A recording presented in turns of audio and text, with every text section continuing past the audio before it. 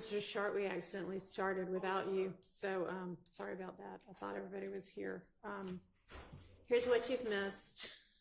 Mr. Harvey has proposed limiting instruction, and Ms. Love was just about to maybe provide some case law, but we're trying to actually figure out what it is that we're talking about, because the limiting instruction, as I understand it, would go to the fact that a co-defendant has pleaded guilty, and not to any kind of statements that might have been a part of taking the guilty plea and pleading guilty, and whatever kind of arrangements or agreements there were between the state and the co-defendant, or things that the co-defendant admitted. And Mr. Harvey nodded in agreement. Good morning. Good morning.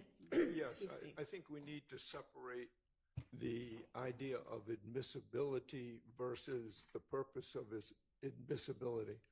I do not contest that a testifying co-defendant's plea can be admitted into evidence. I merely request an instruction saying that can be used against the witness itself, but is not substantive evidence against the other. The plea itself is not. The fact that he pled, the indictment, plea, and sentence. Now, we have a separate issue, which I think is what Ms. Love was about to discuss, which is, we know that there were kind of factual assertions made and agreements made with regard to Mr. Sledge's plea.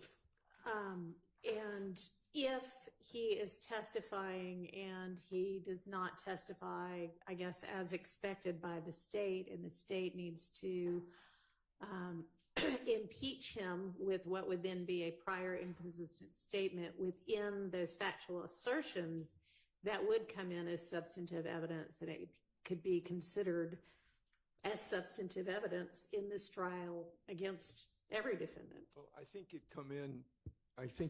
can come in as impeachment, but it's a different kind of impeachment than impeaching with a prior inconsistent statement because it's part of a guilty plea. I think this form of impeachment would go to impeach the credibility of this witness and still not be as substantive evidence against all of the defendants on trial. Let's make sure exactly what it is we're talking about. So when we talked about it before, we talked in particular about item number 8 in the factual assertions, which was the defendant personally knows that one or more associates of YSL killed Nudd on behalf of YSL. I think that's probably what we're talking about, although he makes a number of factual assertions which could potentially, if he doesn't testify to what he said he was acknowledging, come in as prior inconsistent statements. Now, that's not the plea itself. That's a factual assertion he made at the time he was pleading. I understand that, and I think my recollection is that this issue has already been litigated, and you've already ruled that that can come in and it's subject to cross-examination. Correct. So I'm not trying to replow those grounds. I do want a 105 instruction that says, what you provided yes, on the paper, yes. Which is, I'm just trying to get clear. I think that would be appropriate, but I think that is his plea of guilty, yes. Not any factual assertions he might have made during it that might come in only as a prior inconsistent statement, but if they come in as a prior inconsistent statement, would come in as substantive evidence. And we've argued that before. I've said, I don't necessarily agree with that. I understand that there is a chasm, a wide chasm apparently between the federal rule and the state rule. We Right. have argued that. I'm not going to replow that. Okay. You've ruled on that. Okay, just so we're all on the same page about what this limiting instruction is going to be. Now, Ms. Love, do you have an issue with the propriety of the limiting instruction itself? Yes, Your Honor. Okay, what's that?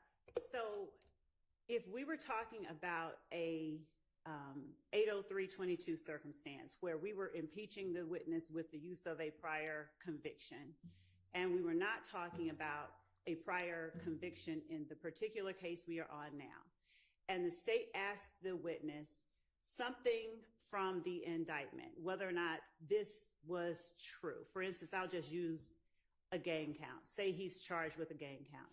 And we say to the witness, is it true that YSL is a gang? And let's just set aside the factual acknowledgments and pretend that he never made any factual acknowledgments. Okay. And he on the stand says, no, it's a game, G-A-M-E. Uh-huh. And we introduce, or we ask him, did you not plead guilty to 22 SC 183572, or as in this case, 15 SC 138994, which is another conviction wherein this witness pled guilty to participation in criminal street gang activity for shooting up the house on Adele Drive. Okay. And in that case, the gang that was that the defendant was pleading guilty to participating in was YSL. So he's now pled guilty, and by pleading guilty, he is acknowledging twice that YSL is a gang and that he participated in it.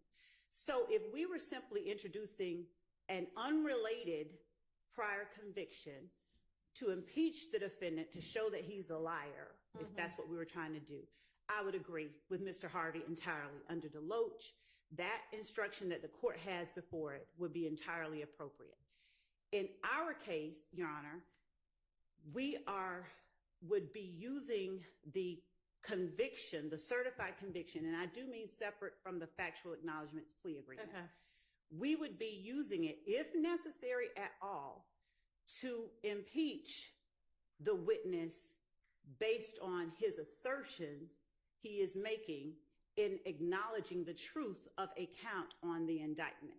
So if he were to get up and say, YSL is not an enterprise, he's charged with count one. If he got up and said something wholly inconsistent with count one, I would then confront him with his prior inconsistent statement, which is count one is factually accurate. And as it related to him, he is acknowledging the truth of the matter within. Now, if he went ahead and said those things on the stand, there's no question, I don't believe, that that statement would be admissible against all of the defendants. Let me ask you something. Within his guilty plea colloquy and or the factual assertions, does he admit what is set forth in count one against me is true and accurate and YSL is a gang? Or does he just say, I'm pleading guilty to count one?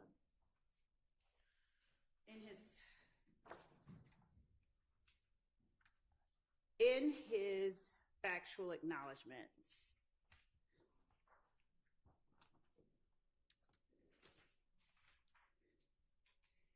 he says a number of things. I can give the court a copy of it, but the first factual acknowledgement is that Young Slime Life, aka YSL, is an organization made up of 3 or more members or associates who share common identifiers that include but are not limited to colors, hand signals, and terminology. Okay, so then that's what you would appropriately use to establish you admitted YSL is a gang or an enterprise or however you want to phrase it.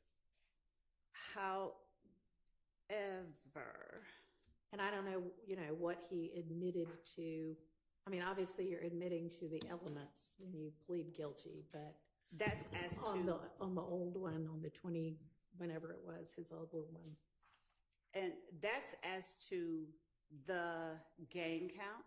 Okay. But as to count one, I do not believe that we included specific language in the factual acknowledgments that fully encompass count one. All right, But but did during the you, plea- within the plea colloquy? Yes. Okay.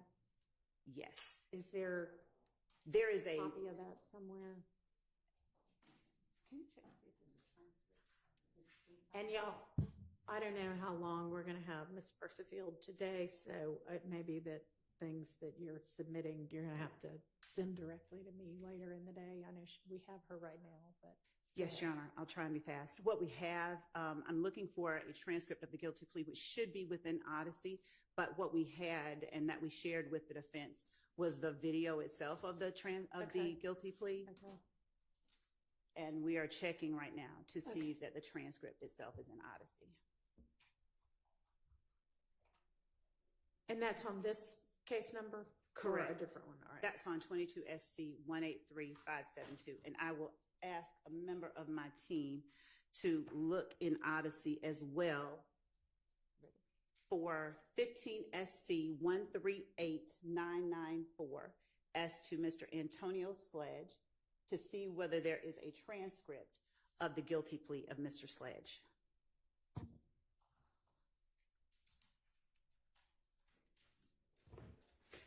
All right, and do you have law for me? Yes, Judge. McLaren, United States versus McLaren is a September 9th, 2021 case from the Fifth Circuit. What's our site? It is 13F 4th 386 at page 5.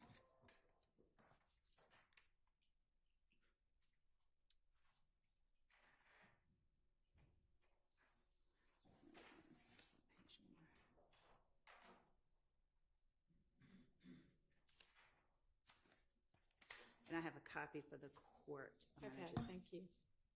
pass it up. It's at the location where the blue sticker Okay.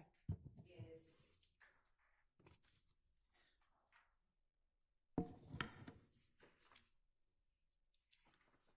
I believe that McLaren speaks to what the court has already decided is appropriately admitted or asked for admission as substantive evidence. McLaren speaks candidly with the court to the co-conspirators plea agreement document, which I don't think that there is any contesting.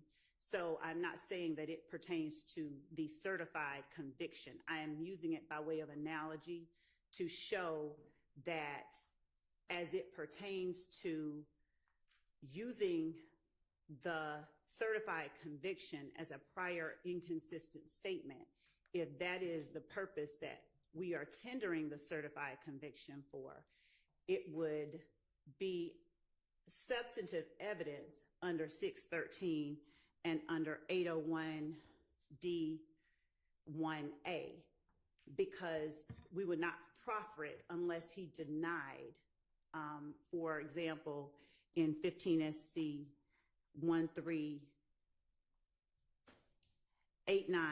138994, if he denied that YSL is a gang and that he participated in gang activity on behalf of members of YSL or on behalf of YSL itself, then showing that he acknowledged the truth of count 1 in 15 SC 138994 would be impeachment and therefore substantive evidence. It would be an inconsistent statement by this witness if he were to say or try to assert on the stand, it's not a gang, it's a gang, and I never participated in gang activity on behalf of this gang.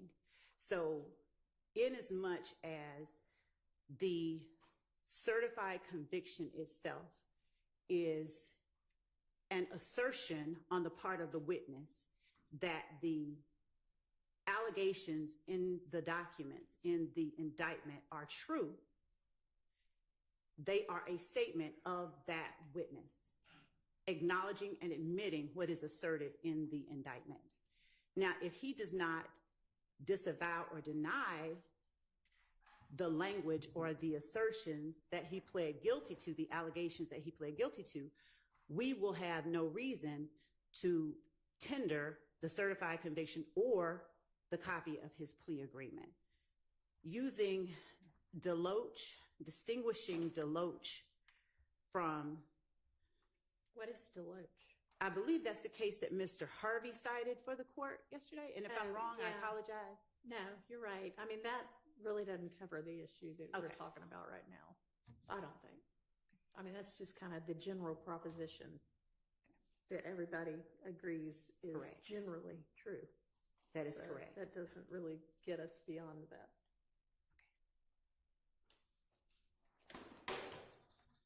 But I don't think your case law does either, really. No, I was Unfortunately, sincere. so. I did not. Yeah, no, yeah. Yes. So do we have a, there's a guilty plea transcript in that 15 SC case. Now what it says, I don't know, but. Okay. And I actually have a copy of it. They were able to pull it for me. We brought it to them. Okay. And so, I mean, if you want there to be different language in this limiting instruction, now's the time for us to come up with it, because it's talking about.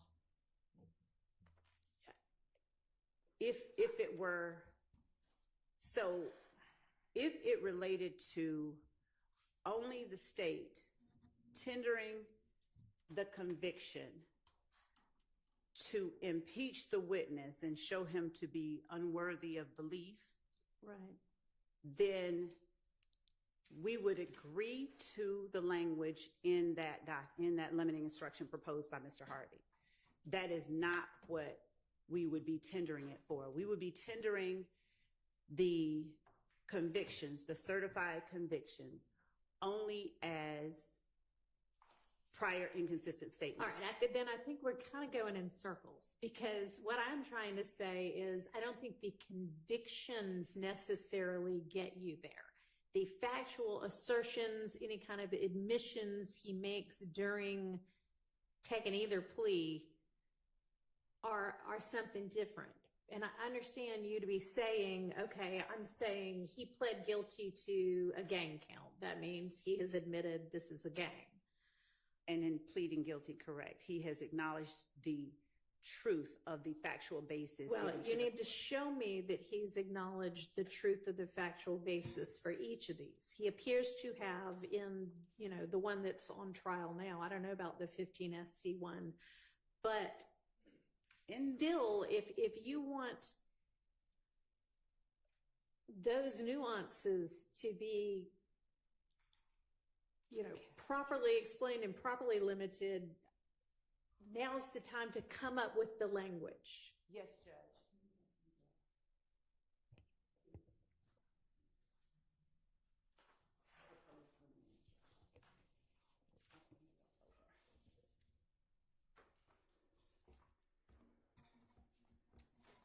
I'm sorry, I don't know whether Ms. Love is finished. No, I was think actually she's getting the. thinking right now. Okay, all right. I was actually getting the document that Mr. Harvey gave to Okay. us this morning so that I could speak to that additional language.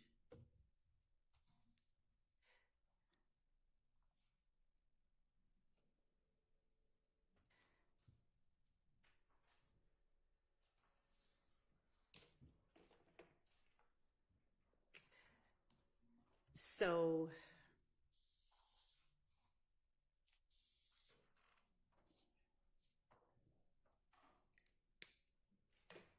I mean, I think that the last sentence is true regardless. A defendant is entitled to have the issue of his guilt determined solely on the basis of the evidence against him and not on whether another person has been convicted of the same charges with which the defendant is accused. I mean, that's absolutely true. agree with so that. we're going to say that regardless. It's Yes. the kind of sentence is a couple of sentences before that. So the first sentence of the proposed limiting instruction, you're about to hear evidence that he's pleaded guilty to some of the charges in this indictment. Yeah. I would follow that up with, if you find that the witness has made a statement or makes a statement that is not consistent with the charges to which he pled guilty in the indictment, you may consider the plea of guilty by the defendant as to the charges alleged as substantive evidence. I know that's kind of wordy, I can tell. Okay, I mean, we can, go ahead. If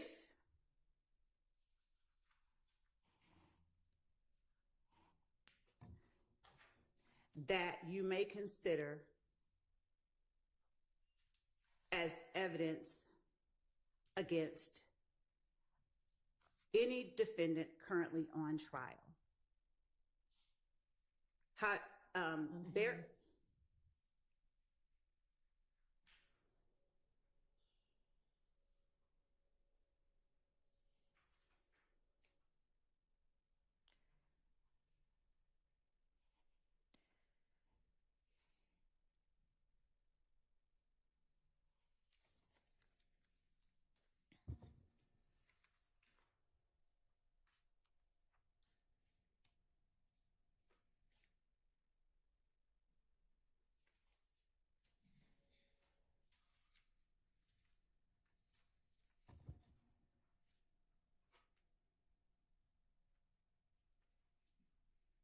All right. And then I would have the court read that last line. A defendant is entitled to have the issue of his guilt determined solely on the basis of the evidence against him and not simply on whether another person has been convicted of the same charges with which the defendant is accused. Or not only, instead of not simply. And not solely, rather. I like that. And I'm not going to change that language. Okay.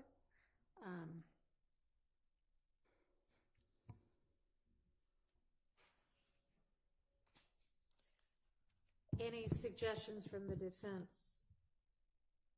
Well, I certainly would object to those changes.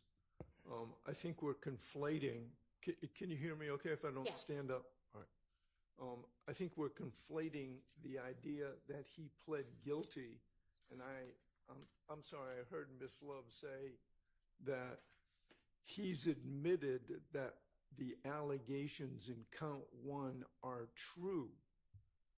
He's admitting the allegations in count 1 are true as to him.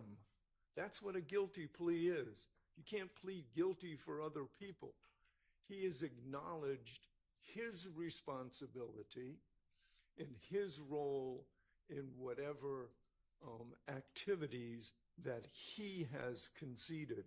So you can't conflate the idea that a co-defendant's plea says anything other than something related to him. It is his admissions in judicio. Now, I agree with what Mr. Harvey has just said. So I would ask that where I say, I've asked the court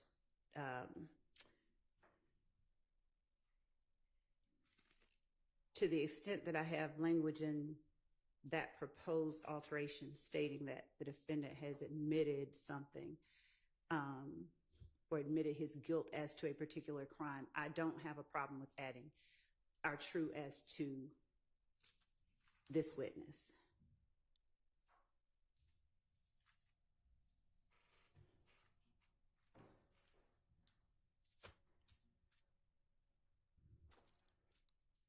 But that does not make that truth inadmissible as evidence against the defendants currently on trial. well, that's where we part ways, but we have already argued that. I want to preserve that. I acknowledge Your Honor's ruling on that.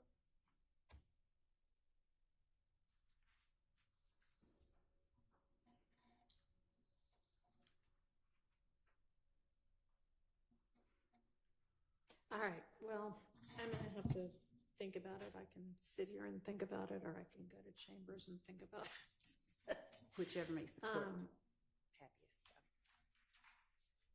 All right, we're just gonna recess in place.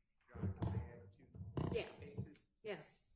First of all, unless I'm reading it wrong, would you look at, if you don't mind, our statute of OCGA, section 24-8-803-22?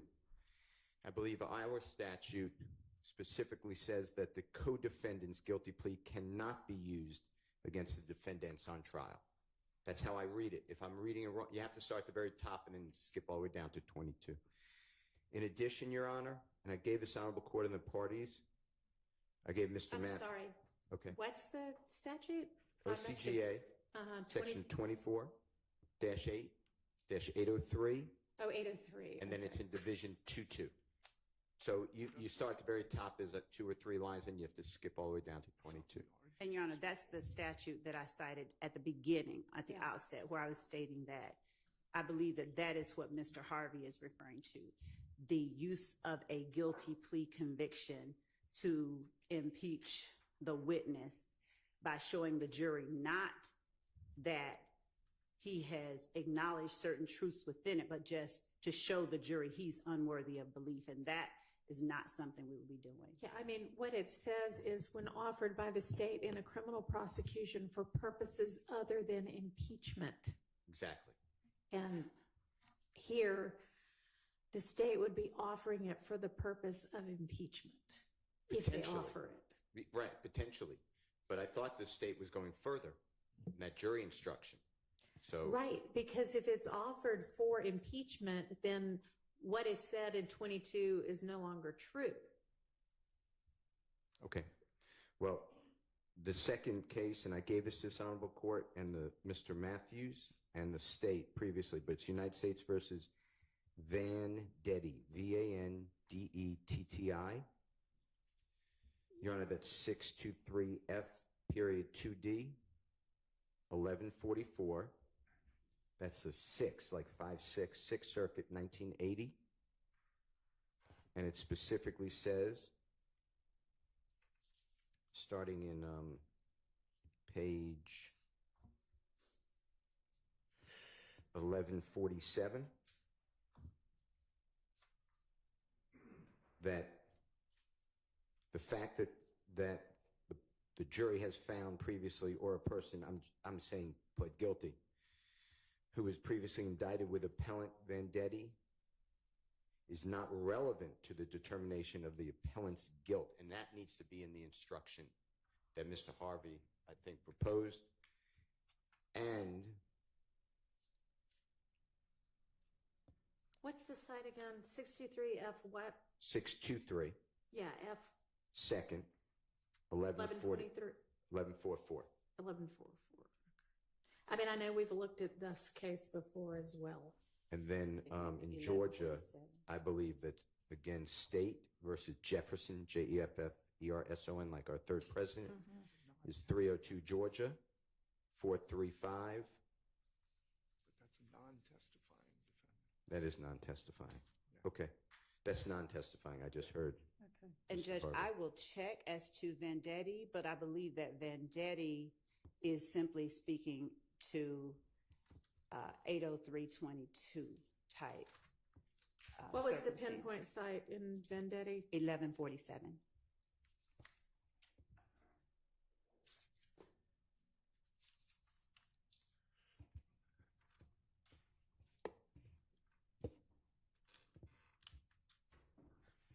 I mean, the rule with regard to instructions is well established in Georgia, limiting instructions for a testifying co-defendant.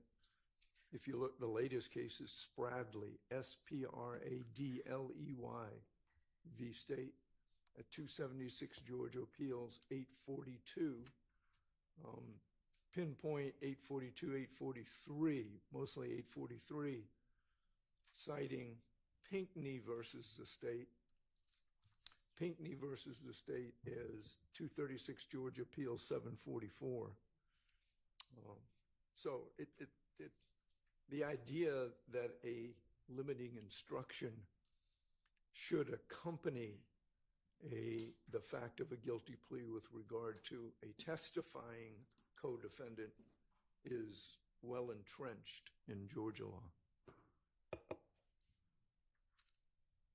And again, I believe that those cases relate to the circumstance that is addressed in 80322, but I haven't looked at it, so I All can't right, say. we'll with take a certainty. minute and look at it. Thank you.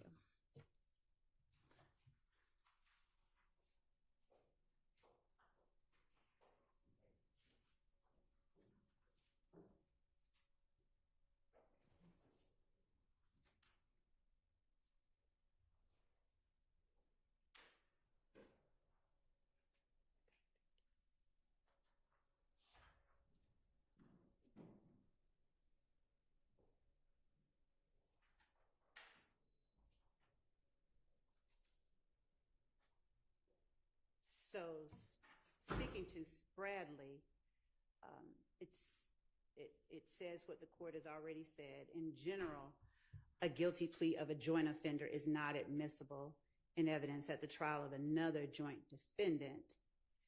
This rule does not apply, however, where the joint offender is present at trial and testifies as a witness subject to cross-examination, nor does it apply where the joint offender's guilty plea is admitted with instructions that it not be used as evidence of the defendant's guilt. Right. Here,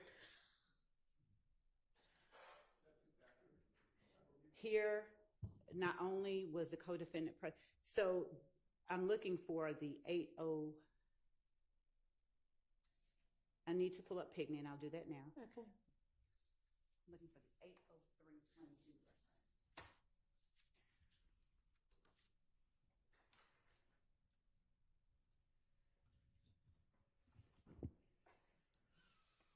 Your Honor. Yeah. Well, I don't want to interrupt.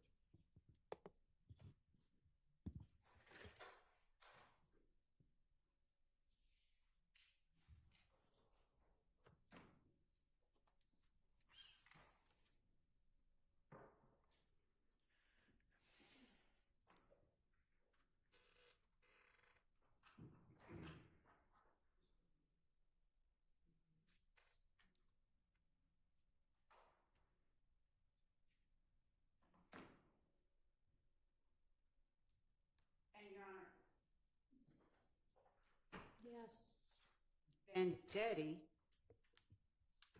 which was also cited, says the jury's verdict that the co-defendants were guilty is a hearsay statement. The exceptions to the hearsay rule provide for the admissibility of a final judgment of guilty as to a felony, but not including when offered by the government for purposes other than impeachment, judgments against persons other than the accused. And it specifically cites the Federal Rule of Evidence 80322. That's as to Vendetti. And I am, again, looking at Pigney.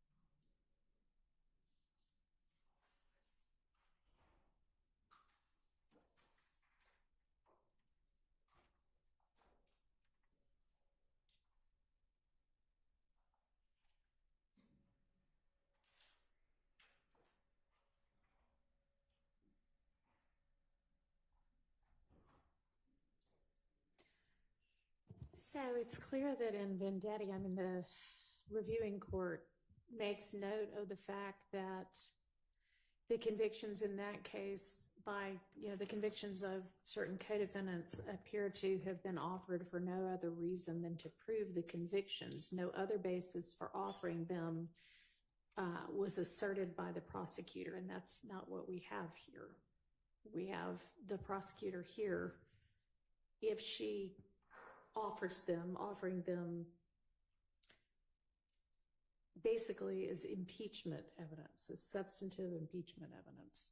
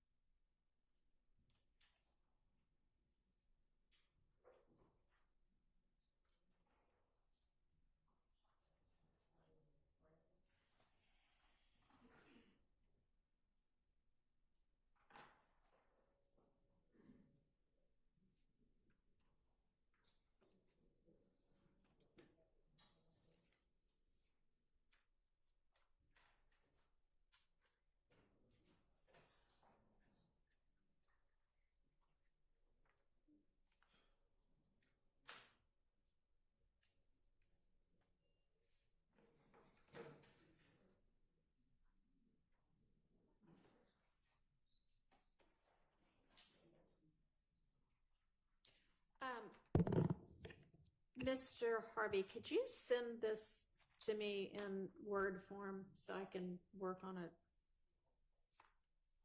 Or Miss Westmoreland, more likely, right? Yes, Your Honor. I sent it as a PDF, but I'll send it as a Word version right now. Okay, well, you need to send it directly to me because we don't have, Miss Pursfield's gone. All right. Thank you. Thanks.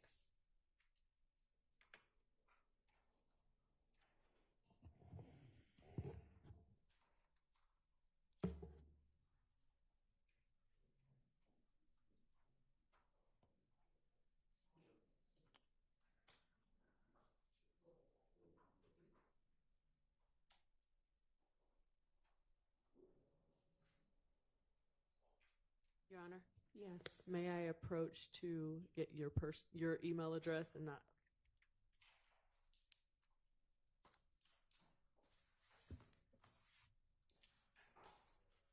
So it's the same format as Miss Pursfield's.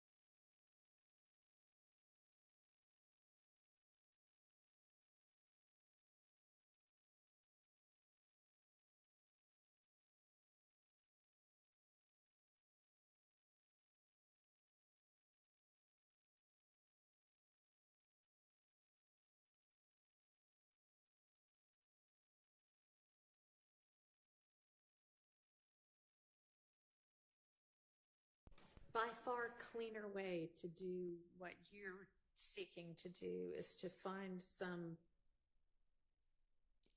literal admission by Mr. Sledge or whomever else it might come up with in either the factual assertions or the plea colloquy itself or something like that.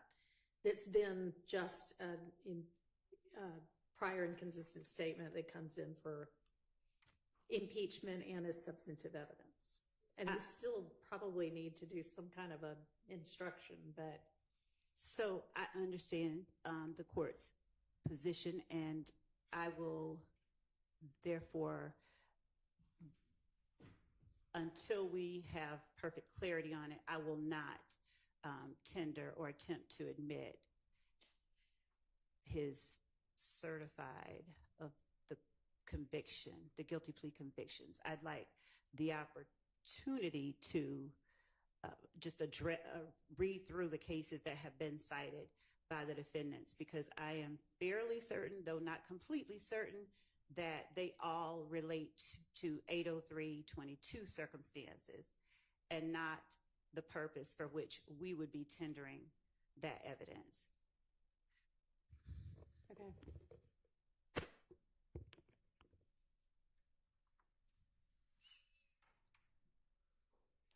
All right, so how far into, I mean, I need to come up with limiting instruction regardless though, right? Potentially. I think that that would be cleanest. We would just ask that the language requested by the state is included in a limiting instruction if the court gives one, to the extent that it's to avoid confusion by the jury in thinking that what he is saying and a prior inconsistent statement that he made, to avoid them believing that those things cannot be used as evidence of these defendants' guilt. We are asking that in order to avoid that confusion and misunderstanding, that the court includes the language we've requested about the inconsistent statement. If you want to just maybe jot it down in an email and shoot it over, that might be easier than, because I think when you proposed it orally, even when you were talking about a statement, I think you were talking more specifically about a statement not consistent with the charges to which they pled, then consider the guilty plea as substantive evidence, which again gets us in that murky water. So I get what the court is saying. if why don't we just recess in place? I'm going to work on this. You work on that. May I ask counsel for whomever to send me the Word document that they sent to the court? That still hadn't come through. Yes, I just sent it, and love, you are CC'd. Thank you, ma'am. Maybe it'll take a minute to come through. And it hasn't come through on my end either. Oh, there it is.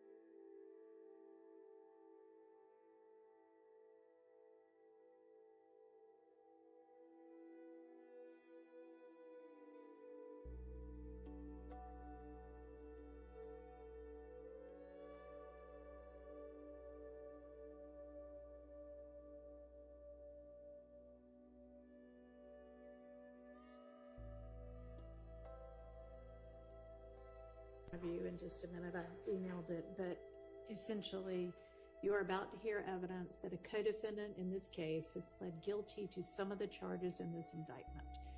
I caution you that the co-defendant's guilty plea conviction itself is only admitted for a limited purpose.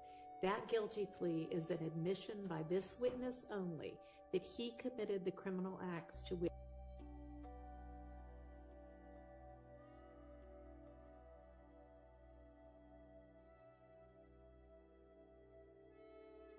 of you in just a minute. I emailed it, but essentially,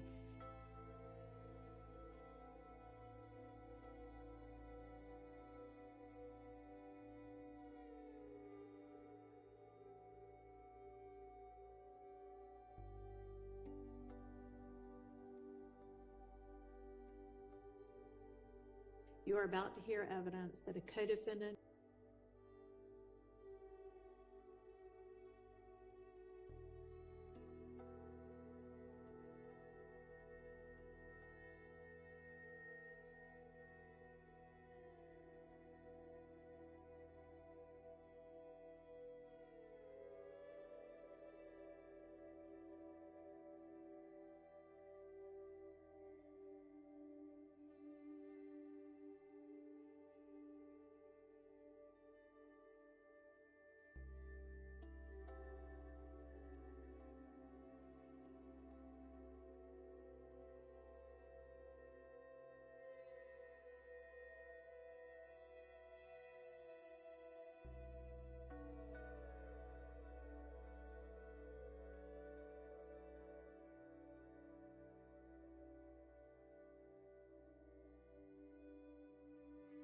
of you in just a minute. I emailed it, but essentially, you are about to hear evidence that a co-defendant in this case has pled guilty to some of the charges in this indictment.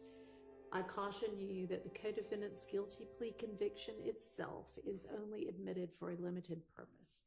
That guilty plea is an admission by this witness only that he committed the criminal acts to which he pled. You are not to consider the co-defendant witness's guilty plea as evidence that any other defendant is guilty of committing any of the criminal acts alleged against them in this indictment. Each defendant is entitled to have the issue of his guilt determined solely on the basis of the evidence against him and not on whether another person has been convicted of the same charges with which the defendant is accused.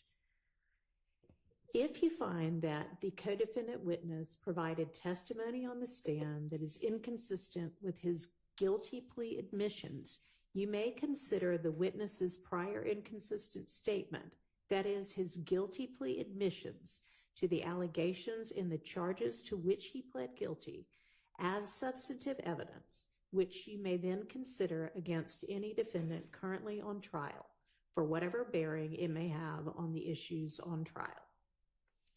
That's good for the state. I mean, the state has no objection. I get it. It's good, subject to my objections. And our previously argued about the difference between substantive and impeachment. And Sure. I just want to make sure I preserve that. But insofar as those additions, the court is going to give those additions. I have no objection to that wording. Understand.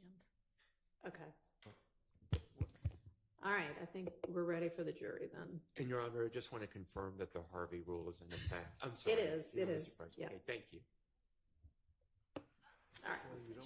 Judge, now, hang on. But, could the court give you a second? Are you going to be taking this witness? Yeah.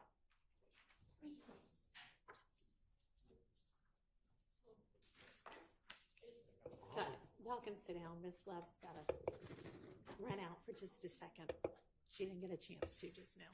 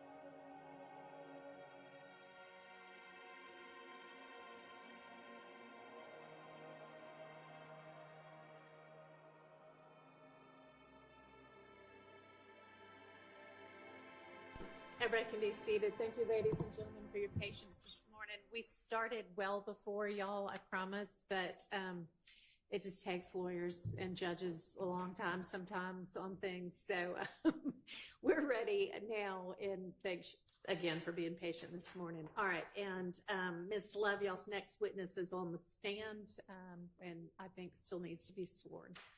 Yes, Your Honor. This is Mr. Antonio Sledge. Okay? Yeah, you're.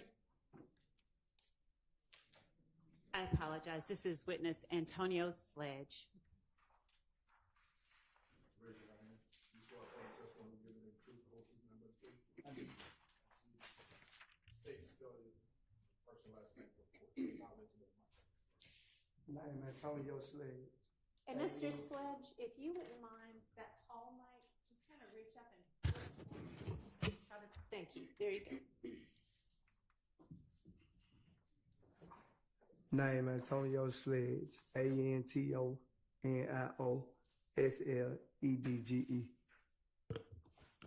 Good morning, Mr. Sledge, and you are perfectly situated, turning to the jury so that they can hear you. I'm going to stand over here so that you speak loud enough so that the last juror can hear you, okay? Yes. Thank you. Mr. Sledge, would you please tell the jury how old you are? 43 is age. Where did you grow up? Atlanta, Georgia. What part of the city did you grow up in? Downtown Atlanta. Did you also go to high school in Atlanta? Yes. And what high school did you attend? Southside High School. Did you finish? No. What grade did you finish? The last grade you completed? Probably the 9th grade. By 9th grade, could you read and write though? Yes. All right. Now, do you have brothers and sisters? Yes. Brothers. How many? 3 living. Where did you fall in line with your siblings? Oldest, youngest, middle? Next to the youngest. All right.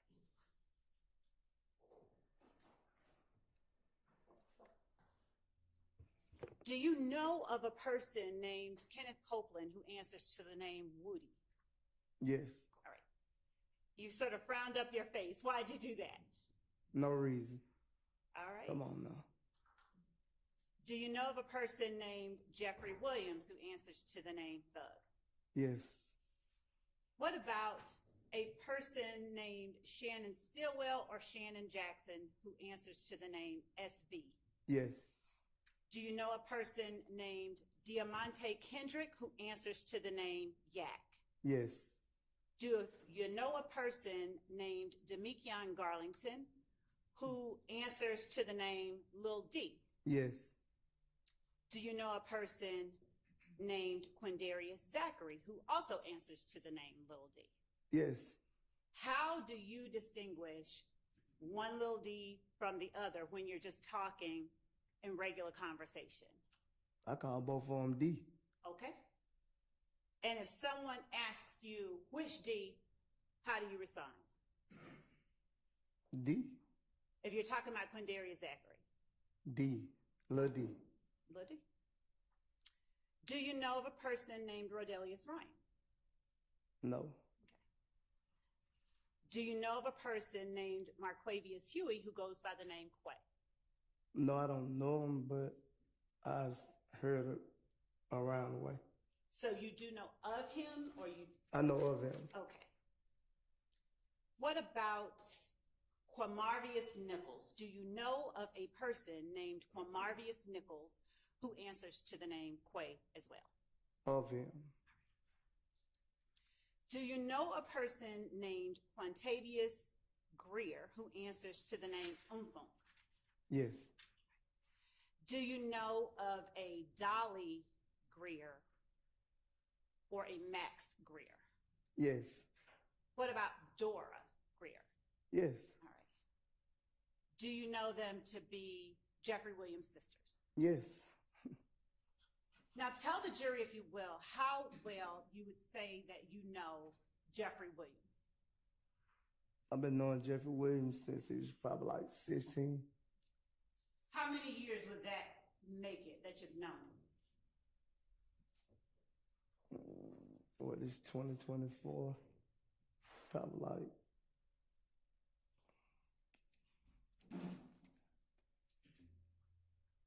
it's been a minute. I can't really, off the top of my head, I don't really know. If it was when he was 16, about how old were you when you first met him? I was 20 something. I was probably like 26. I'm about like 10 years older than Jeffrey. Okay. Tell the jury, if you will, how well you know Shannon Stillwell or SB.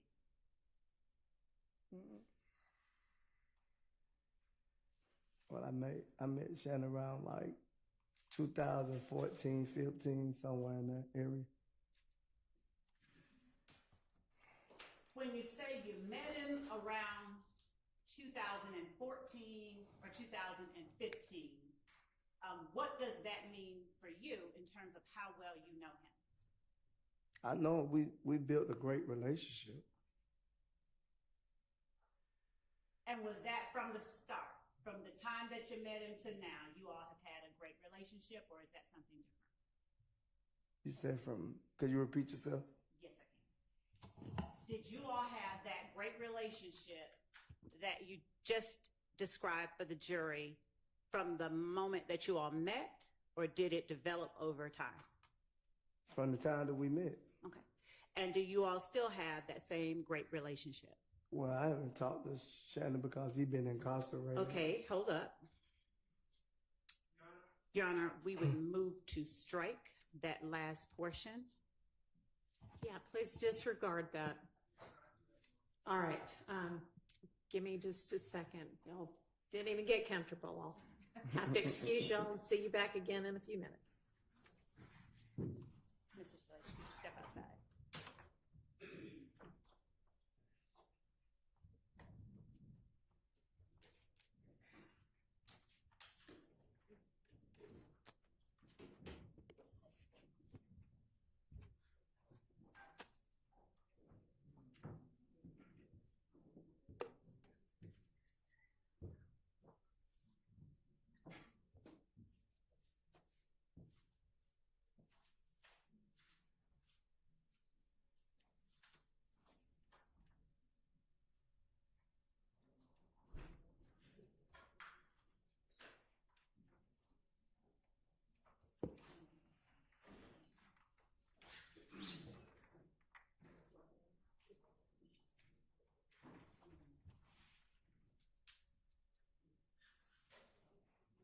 Your Honor, may it please the court. On behalf of Mr. Stillwell, we are moving for a mistrial at this time. There's been a comment about my client, comment from witness Antonio Sledge about my client being incarcerated.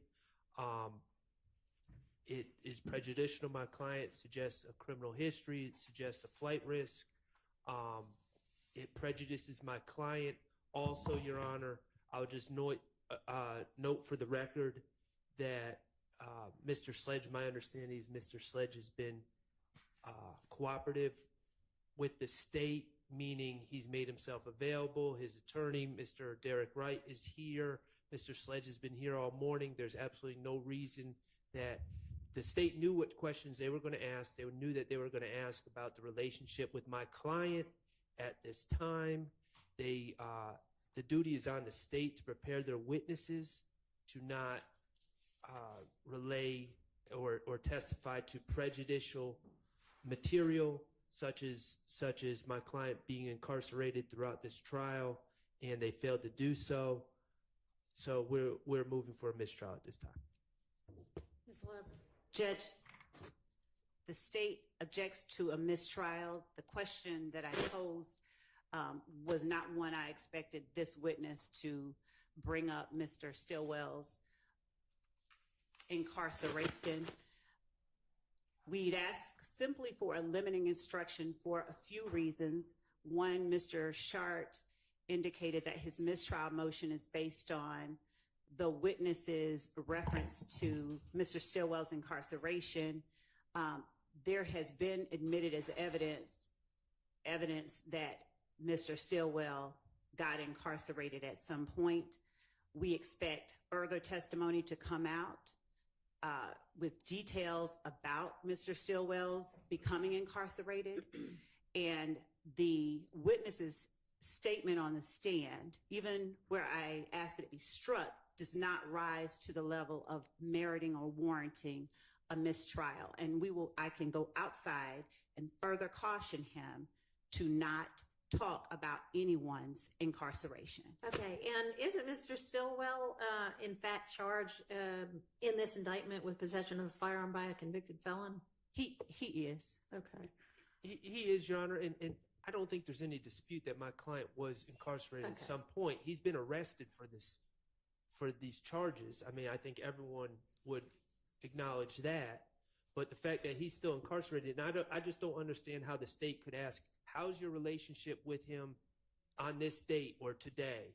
And they wouldn't expect a witness who apparently wasn't prepped to say, oh, well, actually, I haven't been able to talk to him because he's incarcerated. That seems like a very likely that's not answer. exactly what happened.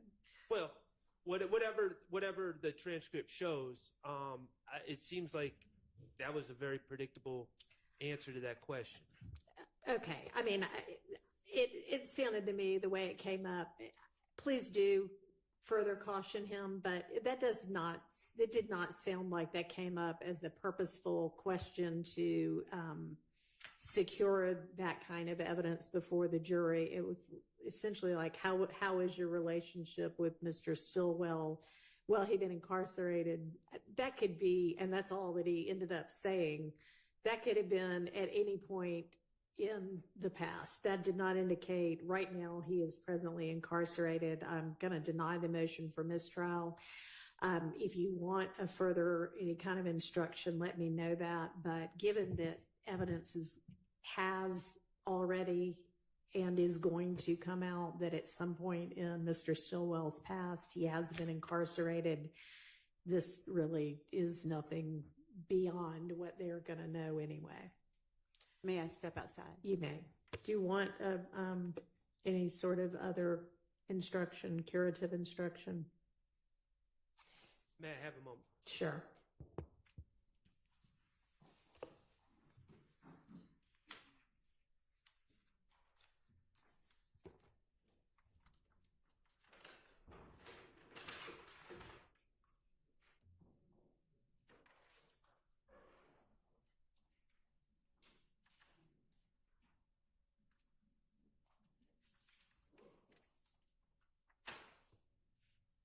Your Honor, Yes. I believe that you have already instructed the jury to disregard the last comment. So at this point, I don't want to bring more attention to it.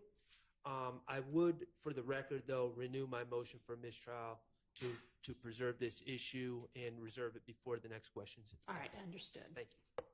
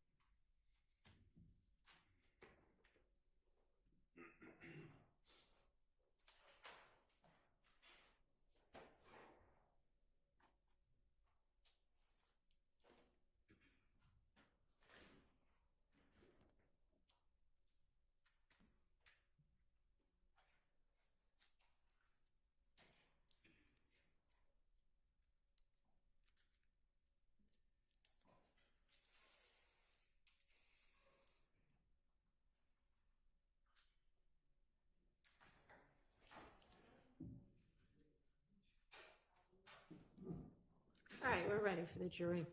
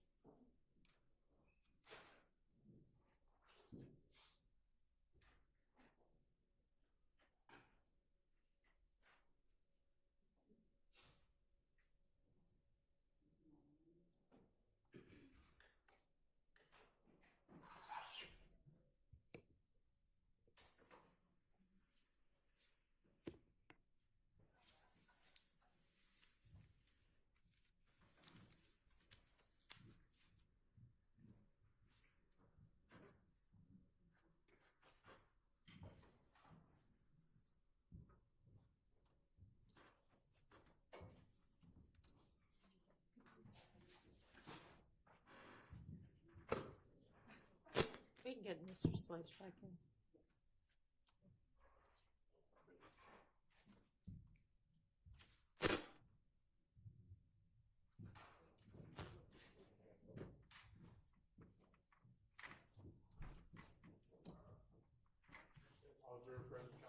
All right, thank you very much.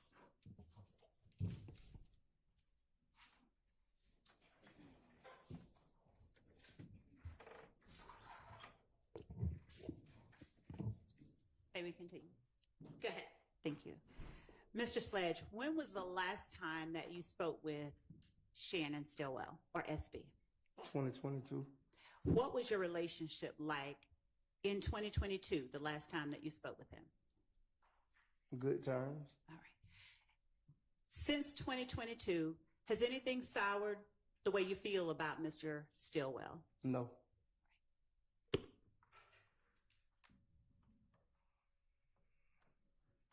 I asked you if you know a person by the name of Rodelius Ryan. I failed to ask you if you know a person who goes by the name Lil Rod. I heard him. He very younger than me, so Okay. you know. Do you recognize that person to be in the courtroom today? If you just look around. Yes. All right. Would you describe what he's wearing for the jury and describe his He seating was position? sitting between the lady with the white hair and the one with the dreads. Your Honor, would the record please reflect that the witness has identified Rodelius Ryan? It'll say reflect. Thank you. Now, when did you first meet Rodelius Ryan, or Little Rod, as you know him? We never really had a personal conversation or nothing like that. How was it that you came to know of him? Just in a certain area, like the Cleveland Avenue area. When you say in the Cleveland Avenue area, is that the area that you grew up in? No, I used to go to the park in Cleveland Avenue. What park on Cleveland Avenue? Cleveland Avenue Park. Now, Cleveland Avenue Park, do you call it anything other than Cleveland Avenue Park? No. All right. And when you say you used to go to the park and you met Mr. Ryan in that area, what was the occasion? I used to go over there and play basketball, shoot basketball. Did you play basketball with Mr. Ryan? No. Okay. So what were the circumstances that you got to know who Lil Rod is? Just by people saying his name. And who was it that introduced you to or told you who They Lil never, Rod is? me and him never was introduced to each other. Okay.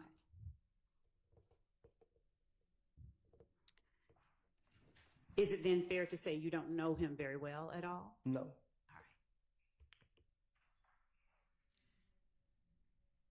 right.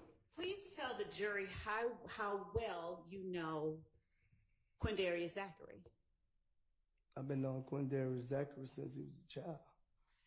How old as a child? I don't recall on that. Fair enough. Do you recall generally about how old you were when you first met him? I was young too. 15, 16? Yeah, right, probably around that age. Okay. And did you all ever go to high school or anything like that together? No, he from the same apartments I'm from. Which are? Capitol Home.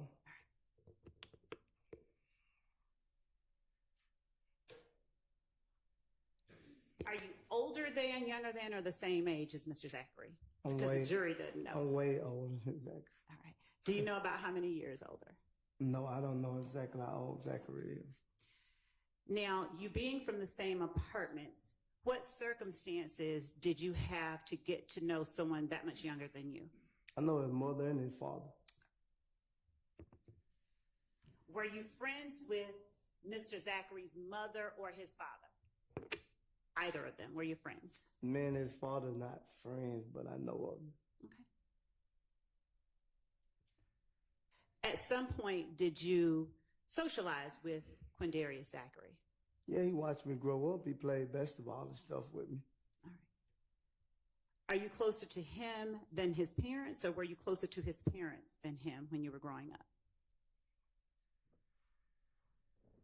I say his parents, All right. And which parent were you the closest to? the father. All right. Are you no longer close? We don't have a problem. I just don't see him. He just don't be where I be at. All right. What about Demikion Garlington? How long have you known him? Since he was a child too. As between Quindarius Zachary and Demikion Garlington, are they around the same age or is one older than the other? I think they're around the same age. So it's safe to say that you're considerably older than Demikion Garlington too? Yes. How did you come to know Demikion Garlington? I know his mama when she first had him. Fair enough. How old were you then? She probably like 2, 3 years older than me, so she had him at a very young age. Okay. So she probably was in high school, I was in middle school. All right. So were you friends with his mom or were you? Me and his mother's very close.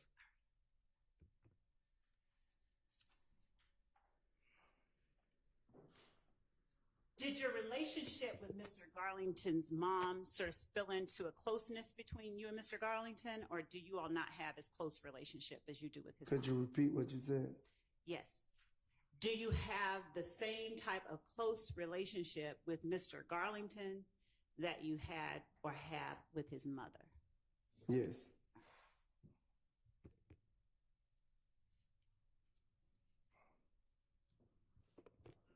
What about Kenneth Copeland or Woody? How well do you know him? I probably met Copeland probably like 2014. And under what circumstances did you meet Kenneth Copeland? We had a debate, a disagreement. You and Mr. Copeland had a disagreement? Yes. What year? I want to say 2014. Are you comfortable telling the jury what that disagreement was about? It wasn't that serious. Okay. If that's what you said. Just asking what it was about. I don't recall what it was about. So if you first met him when you all had a disagreement, how did you come to learn about the thing y'all disagreed over? Could you repeat that? Yeah. You just told the jury, correct me where I'm wrong.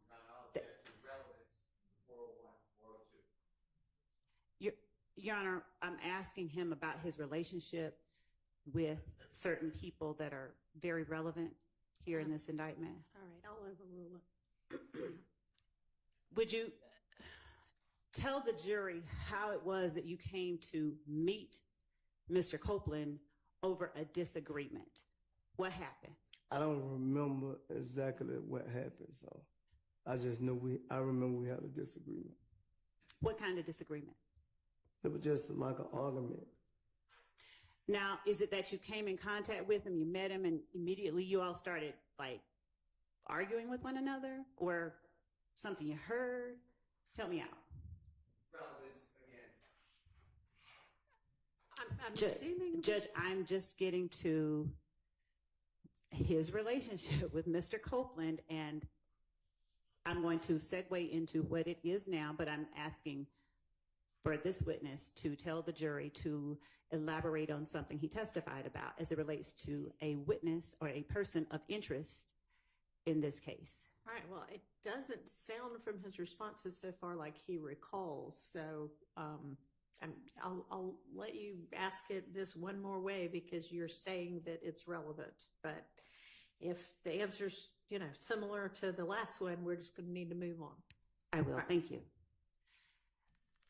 Do you recall anything at all about how you and Mr. Copeland met beyond that it was over a disagreement? I don't recall. Did the disagreement last? In other words, did you get over it? Yeah, we right in there on the spot. Okay. And so how would you describe your relationship with Mr. Copeland? You saying now or then?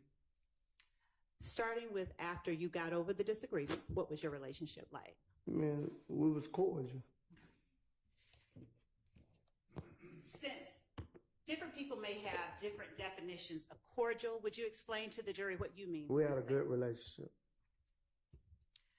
Were you as close with Mr. Copeland as you were with Sequindaria Zachary? I treated all of them equal, so like I don't treat no one better than I treat the other one. When you say all of them, who are you talking about? You just said Zachary and Copeland, Okay. both of those two. Just those two. Yes. All right.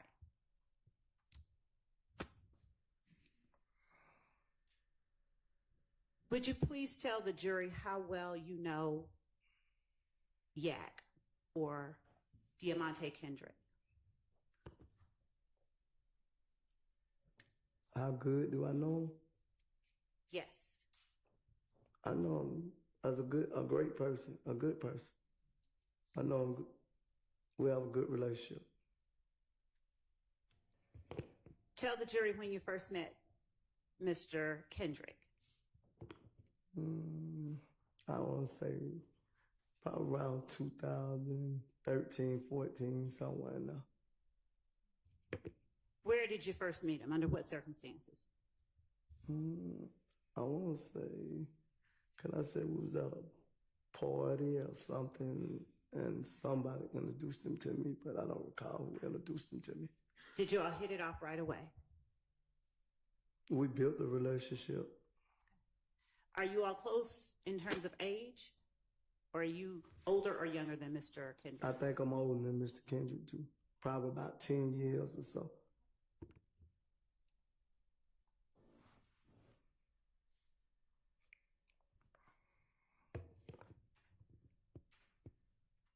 What about Mr. Greer, Quintavious Greer or Unfunk? How well do you know him? I personally met Mr. Greer when he got out, 2019.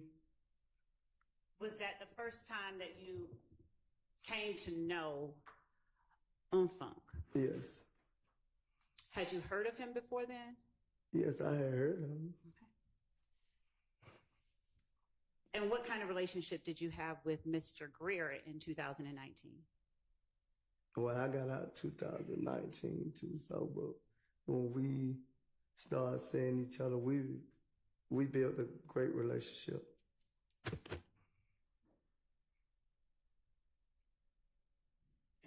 Mr. Williams, would you tell the jury how well you know Jeffrey Williams? I know Jeffrey Williams great.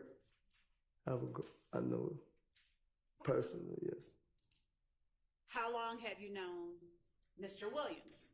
About 15 years. How did you come to know Mr. Williams? When I started going to the park on Cleveland Avenue playing basketball. Are you older than him, younger, or around the same age? As to Jeffrey Williams? Yes. Sustained.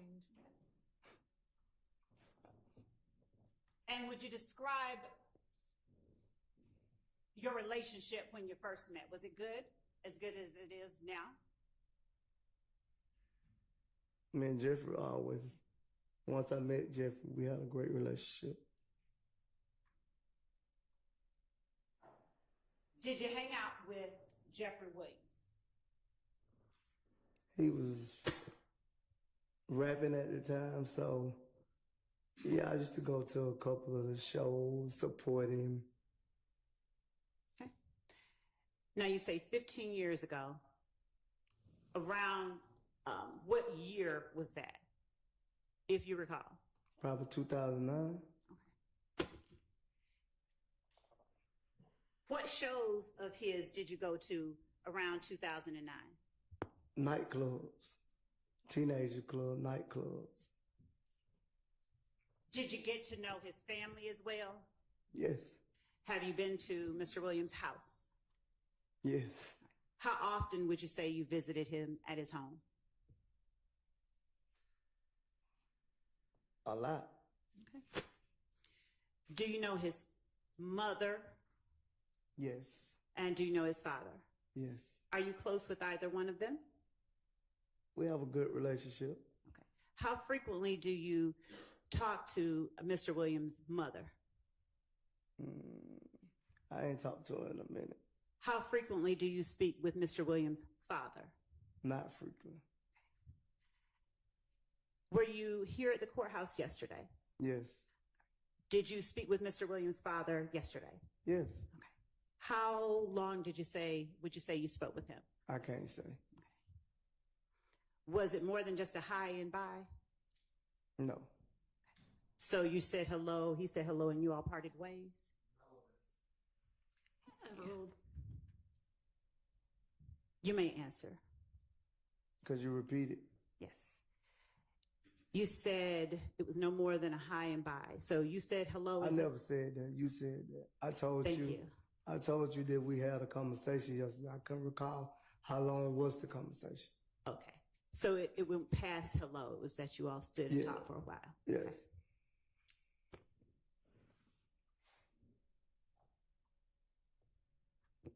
Did you all at any point discuss this case? No.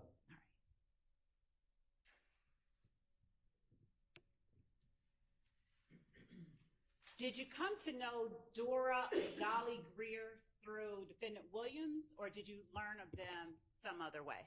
I learned through Mr. Williams. Is it fair to say you met them all, his whole family, around the same time? Yes.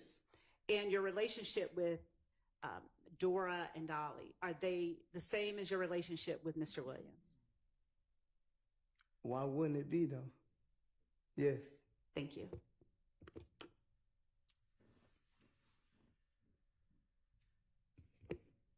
Of all the people that I've just asked you about, who is it that you've known the longest? I met them all about around the same time. And of all the people that I just asked you about, is there any one that you are closer to than any other?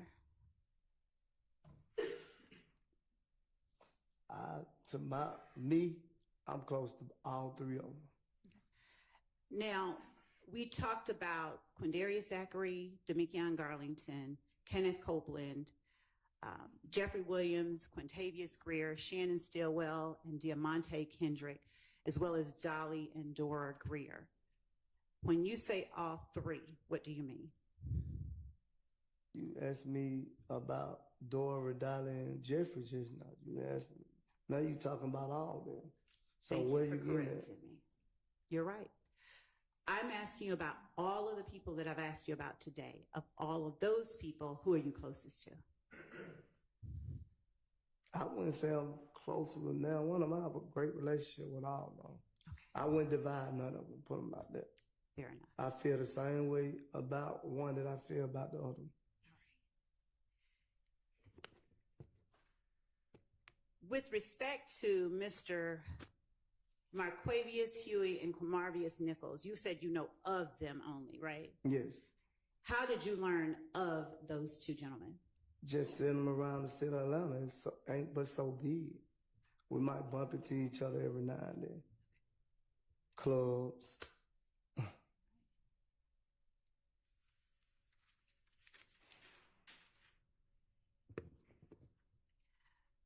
Were there occasions where you would say you hung out with more than two of the gentlemen that I just named at a time? Could you repeat that? Did you ever hang out? yes. All right, I'm gonna need you to use your mic, okay, so I can even hear that you're making an objection. Form of the question, which gentleman?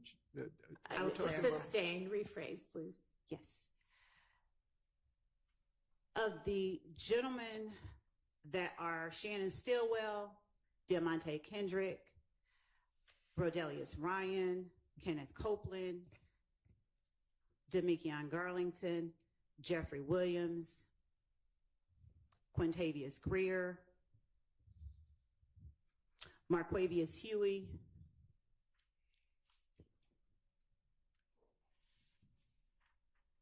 Quindarius Zachary,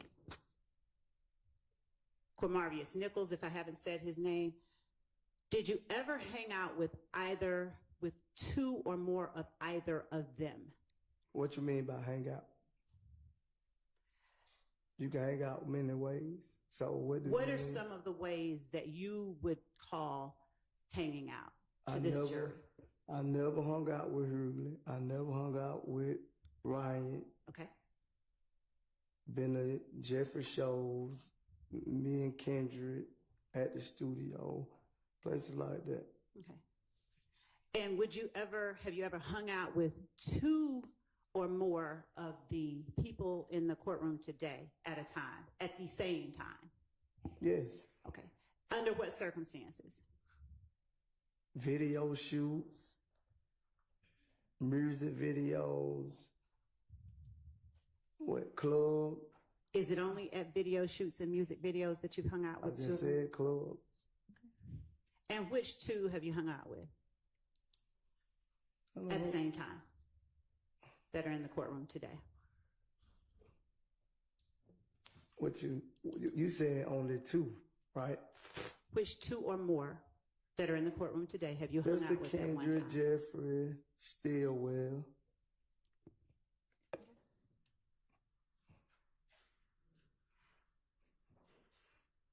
Judge, I'm going to object to the relevance of whether you hung out with several people and ask for a curative instruction with regard to it's not illegal to hang out with anybody in the world. All right, that's a speaking objection, and it is overruled. Thank you. Since you asked my definition of hangout, would you please tell the jury what your definition of hangout is? We didn't actually fully develop that, so I'm going to overrule that objection. Would you please could you repeat it? Yes.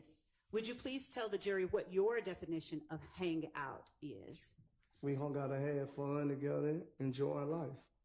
Okay. Did you all ever work together? Yes. Doing what? Like when we go on tour.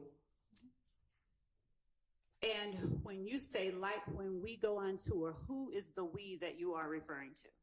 I've been on tour with all three of them.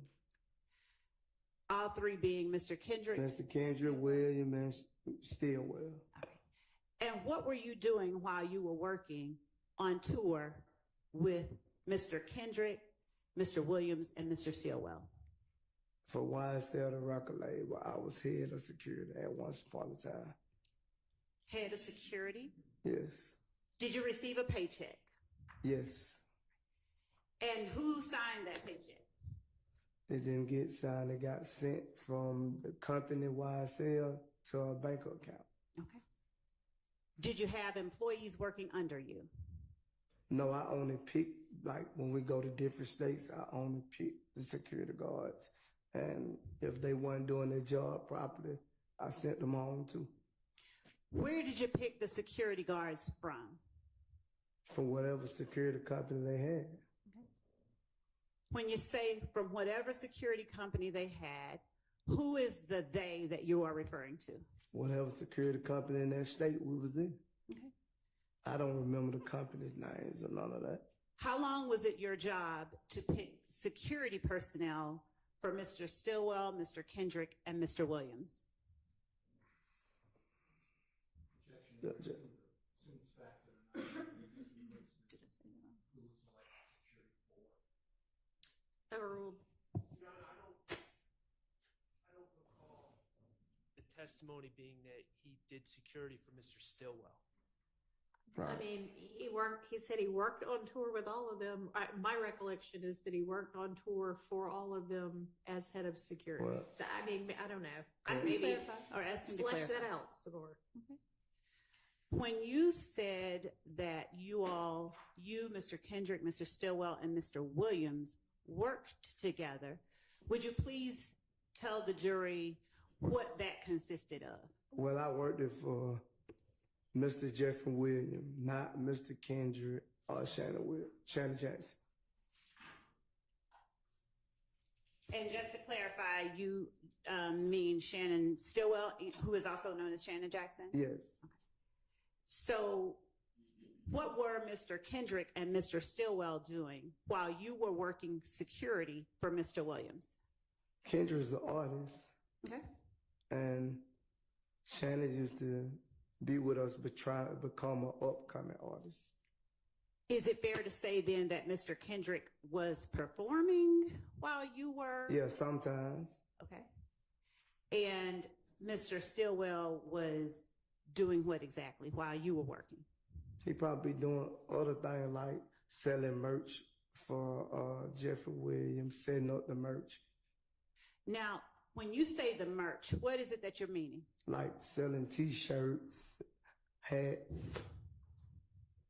And were those T-shirts and hats merchandise with the name Jeffrey Williams on it or something else? YSL.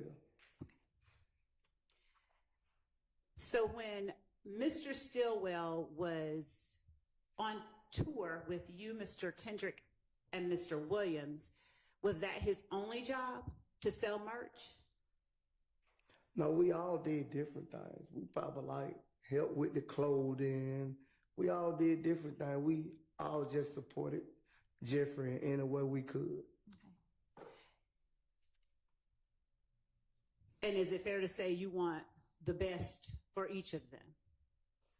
I never want the worst for anybody on this earth. And when you say you all supported Jeffrey in any way that you could, what are the ways that specifically you, Mr. Kendrick, and Mr. Stillwell supported Mr. Williams? The record label. We supported the music. How? What you mean, how? Did you just testify that you all supported Mr. Williams in any way that you could? Yes, by helping him get his clothes together, what he was going to wear, help him sell his clothing for his business. And those items of clothes, did they each have the name YSL on it, or did they have something else? He got different clothes. Okay. What are some of the other names that would appear on his clothes? He have what they call a spider. Mm-hmm. Now, do you know, or did spider have any meaning to you for it to appear on Mr. Williams' clothes? I didn't know the meaning of spider. I just seen the clothing. You never talked about it with anybody? No, I don't have them discussions. When you say you don't have them discussions, what discussions are you talking about? I don't have discussion about his clothing line and what the meaning of his clothing line. Even though you're selling it? Yes. All right. Did you ever hear any one of those three gentlemen talking about the clothing line or No. the meaning? I just only know what YSL mean. Where is it that you all sold the items of clothing with YSL and Spider on it? Anywhere in the venue. Wherever they had us to set up in the venue. Same way you got me sitting here. Wherever they set up and tell us to set up at, we set up at. All right. And who is it that would tell you where to sit up? Whoever's over the venue. Understood. Now, did you tell me how long you had been working as head of security for Defendant Williams?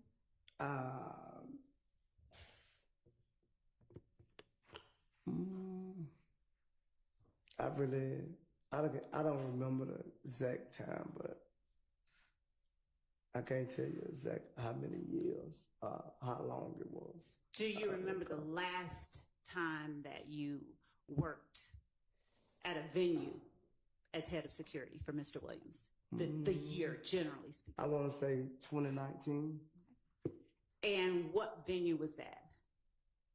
We went a lot of places. I don't remember. We went so many places. I don't remember exact everyone you're trying to. Did Mr. Williams give you access to places that you had not gone before? I've been places without Mr. Williams. I understand. On my own. Understood. My question, though, is did Mr. Williams give you access to any places that you had not gone before? No. And the last time being generally in 2019, do you remember what occasion that was that you worked at? I don't remember where we went. We went so many places. We went to Utah. We went to so many places. It was unreal. Did you work as Mr. Williams' head of security in 2009? No, I don't even think Mr. Williams was famous yet. When did you start working as head of security?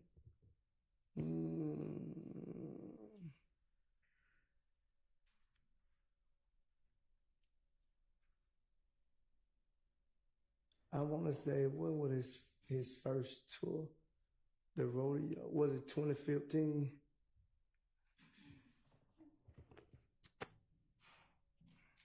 So I heard you reference, when was his first tour? It was 2015.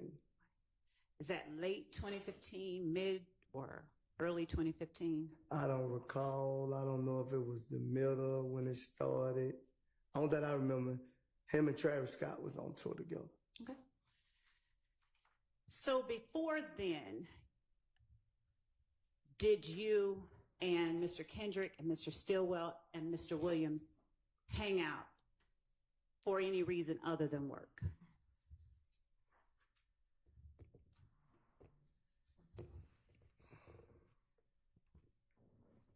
Could you ask that question again?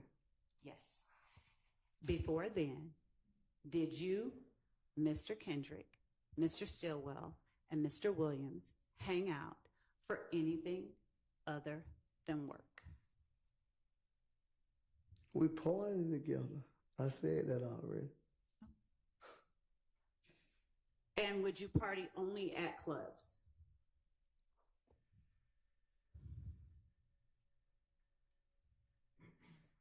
Sometimes we sit at Mr. Williams' house and enjoy it ourselves. And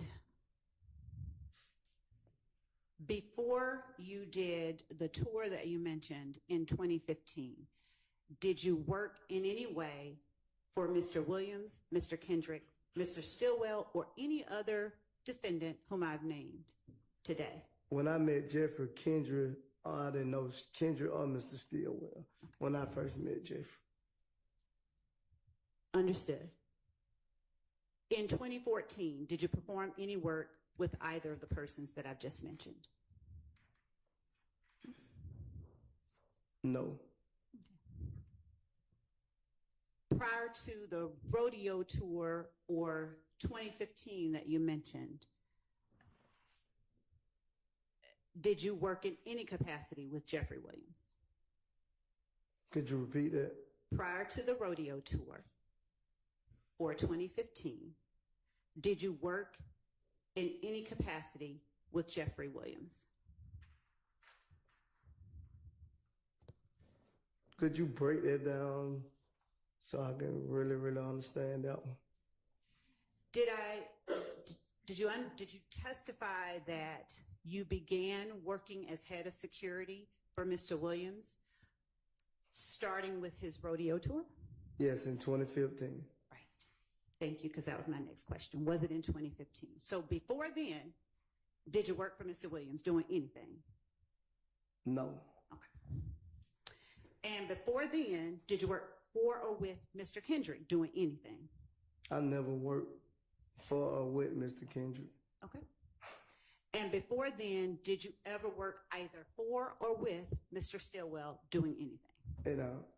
No. It don't make any sense to ask the same thing. I told you already I didn't never work for Kendrick or Stillwell. Why would you ask the same question?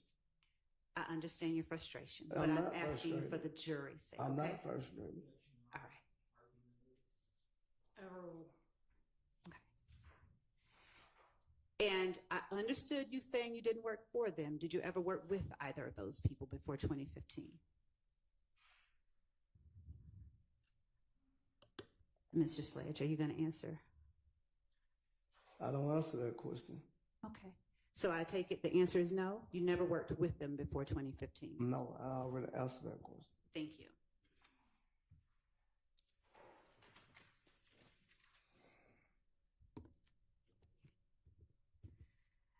Mr. Sledge, are you a part of a gang called YSL? YSL is not a gang.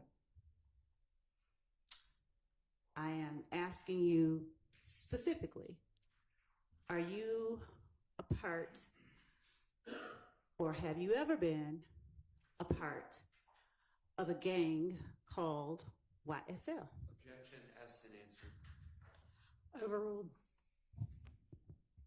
And I asked you and told you YSL is not a guy. Then if you could say yes or no. No. Have you ever been a part of a gang called YSL?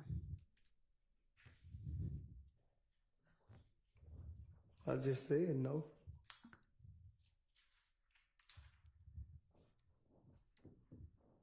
Would you please tell the jury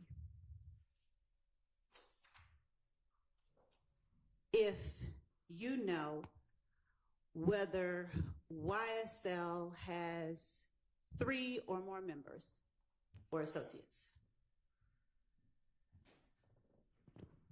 You said, do they have 3 or more associates?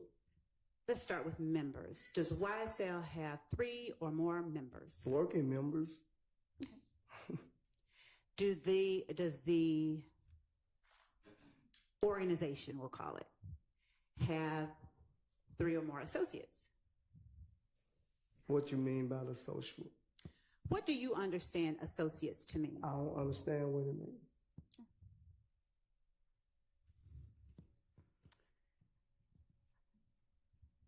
We'll come back to associates. All right. Do the 3 or more members of YSL that you are aware of share any common identifiers?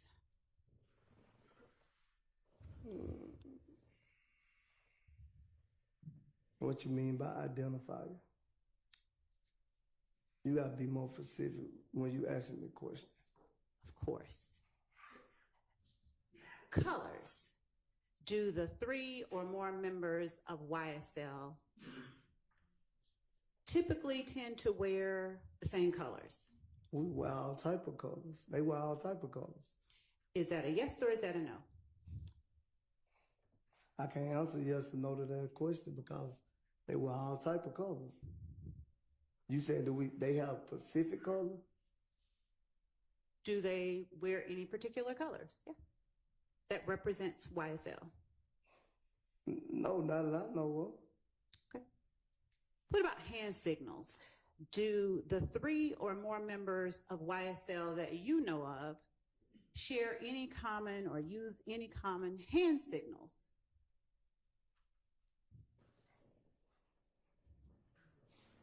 Have I seen 3 or more of them use the hand signal? My question is, do the 3 or more members of YSL that you just referenced, do they use common hand signals? Yes. Tell the jury about the common hand signals they use. What you mean? You just said yes. I'm Did saying, you not? What you mean? I can't explain to you the hand signal, but I know it if I see it. Can you show the jury? I can't show them. Why not? It's not an individual handshake. I didn't ask you about a handshake. That's what you said. No, I said hand signals. Oh, I don't see use all type of signals. I don't know. Would you tell the jury which ones that you do know of? I want to know of one. What one do you know of? You throw the Y, the S, and the L up. Show the jury how to do that, please. Like that. I'm sorry, I missed it. And where is the Y, the S, and the L in what you just held up? I don't know. I can't tell you. I just see the hand signal be thrown. Would you please hold that up and hold it for a second? Could you see it? How do you know that that is a YSL if you don't know where the Y, the S, and the L are? I don't know where it's at. I just don't see it sitting. I never even try to figure out why the SL is. Then how do you know that it stands for YSL? Because I don't see it throwed up numbers of places. How does that tell you that it stands for YSL?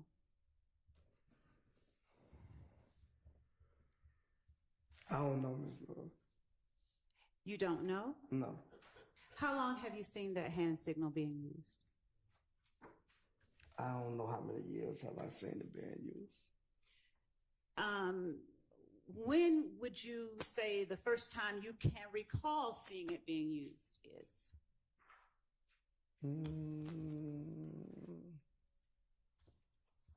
When he started saying he was going to have his own label called YSL. When you say when he, who are you referring to? And that's what Jeffrey Williams' label is, YSL. Are you asking me or telling me? I'm telling you, that's his label. YSL is the label. Do you know an approximate year that you first saw that hand signal being used? No, I don't remember. Do you know when it is that Defendant Williams established a record label called YSL? He been saying it for years. That's what he wanted his label to be, but I don't know exactly what year that it was officially copyrighted, if that's the right word. Are you familiar with a young man by the name of Trontavious Stevens? Yes. What do you call him? Slug, tick, what? And how long have you known Tick or Slug? A long time, too. I can't tell you exactly how many years, but I've been knowing him a long time, too. Generally around what year did y'all meet? I probably say around the same time I met Mr. Williams.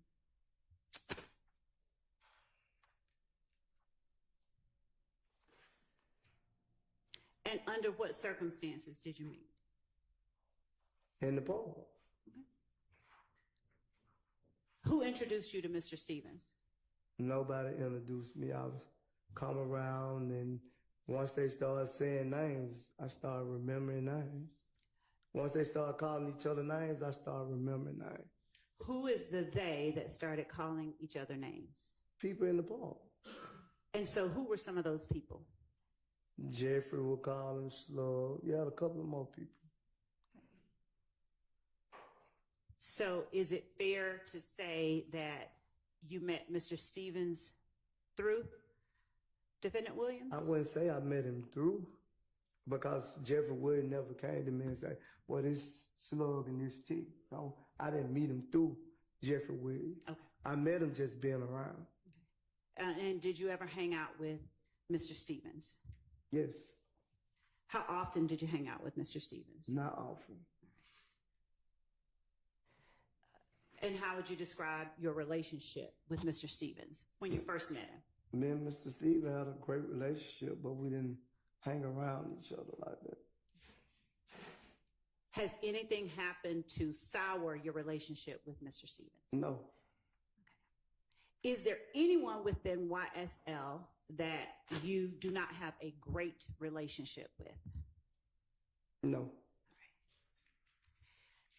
To your knowledge, who all is a member of YSL?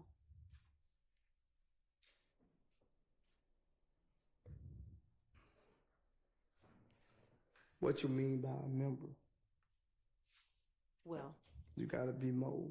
earlier, did you testify that YSL has 3 or more members? Yeah, I said business-wise. And what did you mean when you testified it has 3 or more members? What definition did you have in mind when you gave that testimony? Is this against the law to be a member of? Now, Mr. Sledge, I'm curious about something. Did you hear me at any time bring up a crime? I say is this against? I never said you brought up a crime. Ask the question.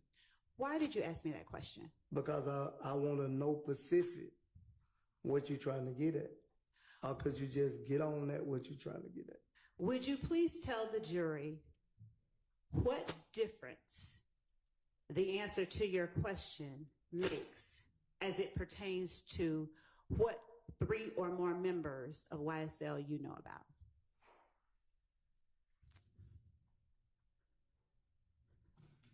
You said 3 or more members I know about.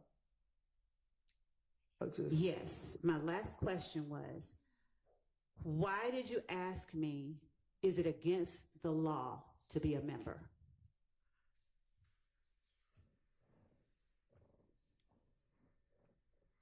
I already told you 3 members I knew. Thank you.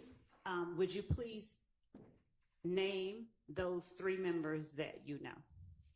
Stevenson, William, and Kendrick. Okay. Now, would you tell the jury why you asked me, is it against the law to be a member? I was asking you a question like you asked me a question. I hear you. No I'm asking, reason. do you No understand reason. that? I don't have a reason why I asked you that question. Okay. Did you want me to answer it? I would like you. Your Honor, I believe that the witness's reasons for any of the responses that he gives to my questions are relevant, especially when they come in the form of that type of question. That's not an objection. Just ask your question. Okay. Did you want me to answer the question? No, you don't have to answer. Go on with your other question. Earlier, you testified that Mr. Williams was around 15 when you met him. Yes, 15, 16, one of them. Would it be fair to say you met him around 2006, 2007 then? No. Mr. Williams is what, 33 and I'm 43? So I met him 2009, I remember, because I just got out of prison. Okay. Did you meet him at the park too? Yes. Okay. And did you meet his mom, dad, and sisters after you met him or before? After. And was that just going to his house and stuff like that? Me and Jeffrey Williams hung together, so that's how. How often did you all hang together, as you put it? When we was younger? Start there, please. A lot. How do you describe a lot? Every other day, every day. What? Did you consider him your best friend? No, I don't have a best friend. Was he as close as you get to having a best friend? I looked at him as a little brother. Okay. Is it fair to say you loved him? Why not? I don't know why not. I'm just Yes, I love him. Okay. Do you feel the same way about Mr. Stillwell Yes. and Mr. Kendrick? Yes. Do you feel the same way about anyone else in this courtroom today? I don't have a problem with anyone in this courtroom. Understood. Do you love anybody else in this courtroom today? You're supposed to love everyone in the world. I agree. Do you specifically love anyone else in this courtroom?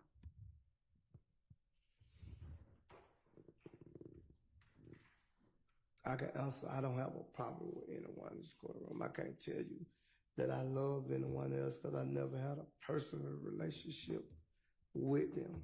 Okay. Do you love Demekion Garlington? Yes. Do you love Quindarius Zachary? Yes. Do you love Kenneth Copeland? Yes. All right.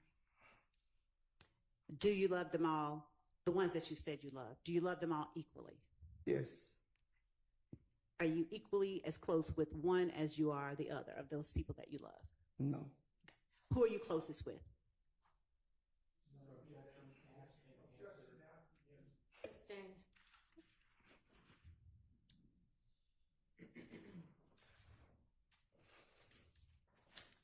Would you tell the jury of those 3 or more members of YSL that you described, if there is any particular language that they have in common or that they use, other than average run-of-the-mill English? Could you repeat your question? Yes. Of the 3 or more members of YSL that you know of, is there any particular language or words that they use that is besides the run-of-the-mill common English language you'd find in a dictionary? Object to run-of-the-mill you find in the dictionary? Nobody speaks like a dictionary. Overruled. I can't say because the whole world speaky bunny, so I can't, like you said, in a dictionary. I wouldn't know what's in a dictionary. I don't look in a dictionary. Okay. So I don't know if the word you're looking for in the dictionary or it's not in the dictionary. The word slime. Have you heard of the word slime? They got a whole place called slime. They got a slime event. So, yeah, I don't heard the word slime. You got a play thing that you could take your kids to for the slime thing. So, yes, I have heard that word. Have you heard members of YSL call each other slime? I done heard people not YSL call each other slime. That's okay. Have you heard members of YSL Yes. call each other slime? Yes. Now, have you called members of YSL slime? Yes. Now, when you called members of YSL slime, were you talking about that big old play thing that kids play on? Miss Love, come on now. We ain't gonna. Jury doesn't know. We're not. So you have to be Of clear. course, I know they know. They no different from me and you. Come on, that ain't no question. Tell the jury what you were referring to when you called I wasn't people. referring to the play thing. Okay. So what significance does the word slime have? It's just a slang word we use towards each other. And when you say we, who are you talking about? The whole world, not just the Pacific people. The whole world. I call people slime that I don't even know. People be walking down the street, be like, "What's up, slime?" And when you use it, what do you mean? It's just a slang word for the streets. Okay. How do you what does it mean though? I don't know the meaning of it. The whole world, I guess it's slime like it, what it meant for itself, slime. The whole world slime to me. So are you able to tell us anything about what you feel it means? I feel it means no one can be trusted. That's what I feel. Fair enough.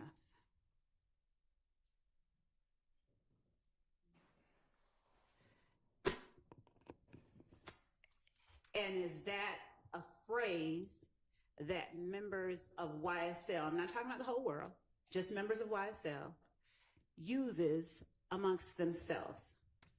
Why you want to say they just use amongst themselves when I just said the whole world use?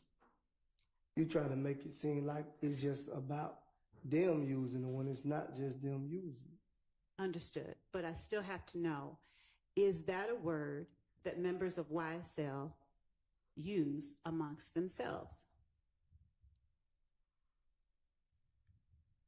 I don't know how to answer that question because I thought I already answered. Are you the only member of YSL that uses the word slime? No. Okay. That's a better question. Thank you. Who else within YSL have you heard use the word slime?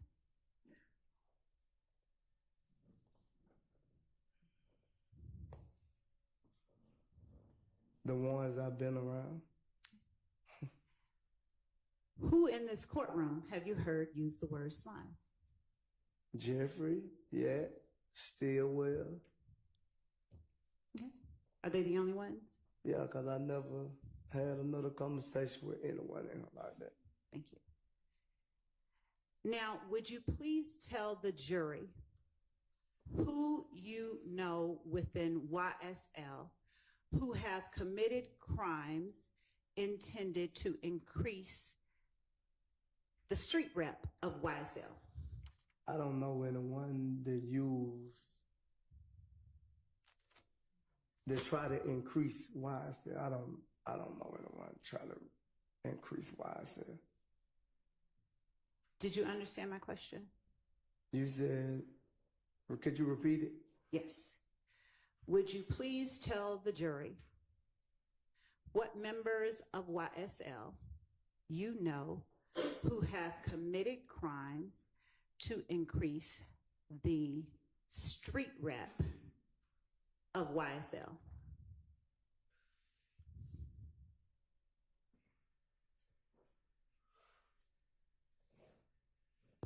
I can't really say Why not?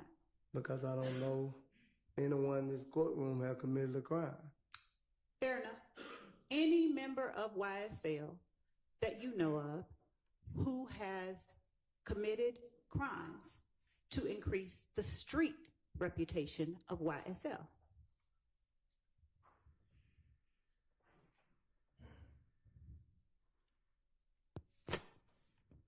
Could you put your question, could you make it better where I can understand what you're saying? Who do you know that has committed a crime for YSL? For YSL? Yeah. Nobody. Okay. So who do you know who has committed a crime to boost the reputation of YSL? Nobody. Who do you know? Do you know what the word notoriety means? No. Do you know what notorious means? No. When I say street credibility, do you know what that means? I have an idea of what you're saying about credibility. What is your idea of what I'm saying about street credibility? Like basically they commit crimes to try to boost the name up of YSL. But I don't think that was the case. Okay. Now, you're saying that you know of no one within YSL who has ever committed a crime to increase the notoriety, street credibility, or reputation of YSL? Well, I'm not saying that I don't know a person that claimed YSL had committed a crime, but I'm saying they didn't do it in the name of YSL. Now, thank you for clarifying, but my question is, who do you know that has committed a crime to increase either the notoriety, the street credibility, or the reputation of YSL? I don't think it was for the reputation or the street credibility of YSL. I just think the crimes were committed by what happened to them and they did it on their own. I don't think it was because of YSL, if that's what you're getting at. I'm not. I'm asking you only what I specifically said. I don't recall. I don't know the answer to that question. At any point over the past 2.5 years, have you known the answer to that question? No. Do you recall whether on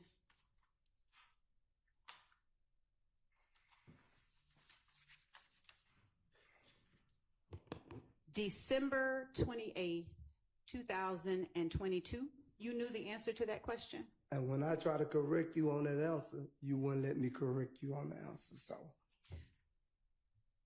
first, we're going to get an answer from you.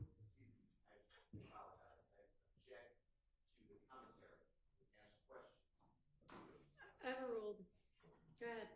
First, I'm going to ask you to answer the question, and then we'll get to what you just said, okay? if you want to say on the plea agreement, yeah, I initiate on that. Okay, so my question is, on December 28th, 2022, did you know of 3 or more members of YSL that have committed crimes intended to increase the notoriety, street credibility, and reputation of YSL? My answer gonna be the same.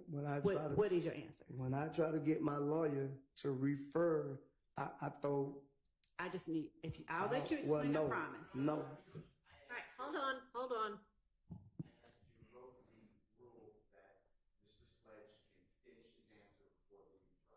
Okay, but he's not answering the question that she asked. So she's entitled to say, answer the question that I asked. And she has already said that she's going to let him explain that in just a minute. Okay. Go ahead. So will you please answer or tell the jury if on December 28th, 2022, you knew of 3 or more members of YSL who have committed crimes intended to increase the notoriety, street credibility, and reputation of YSL? Could I talk to my lawyer, Ms. Love? That's up to the court. You may. We're going to take a recess. Y'all go ahead and use the restroom if you need to. Thank you.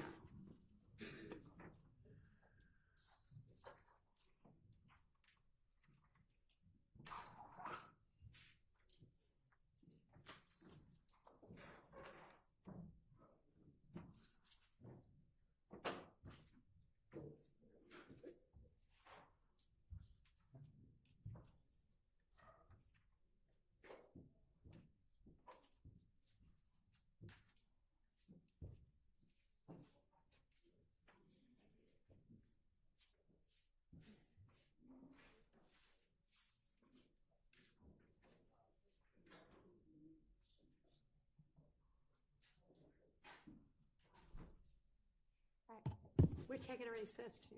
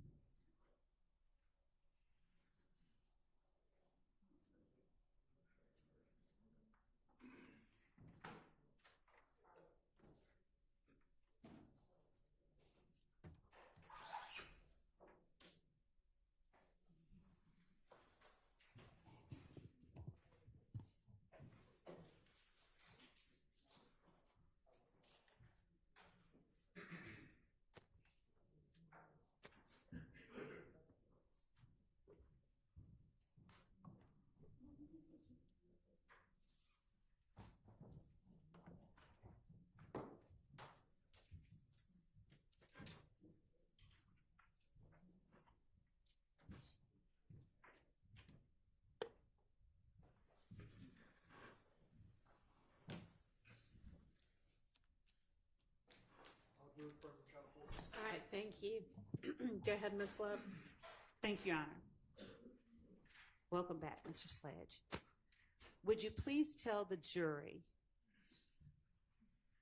on December 28th, 2022, what three people, three members of YSL that you knew who had committed crimes intended to increase the notoriety, street credibility, and reputation of YSL?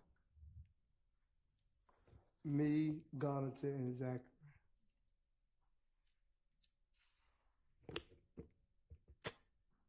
And how was it that you personally intended to increase the notoriety, street credibility, and reputation of YSL through the commission of those crimes that you're talking about?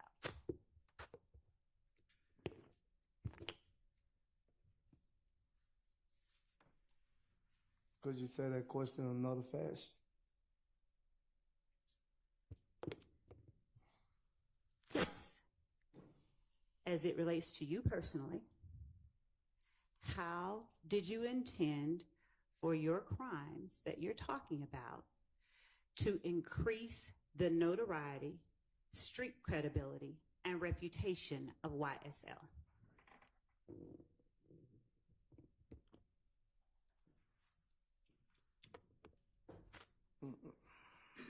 How would I put this?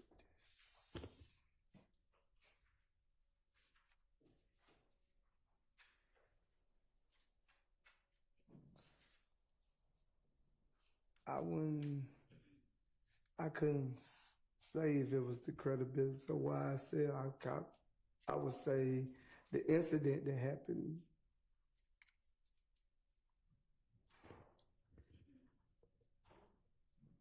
I understand what you're saying, but did I correctly understand you to say that the three people you know who have committed crimes?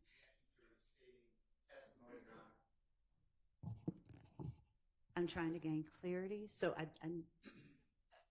Overall, she's asking if she's got it right. thank you. Did I understand you to say that the three people who have committed crimes intended to increase the notoriety, street credibility, and reputation of YSL are you, Mr. Garlington, and Mr. Zachary? Yes. I won't ask you to speak about anyone but yourself. So as it relates to you, how did you intend for your crimes to increase the notoriety, street credibility, and reputation of YSL?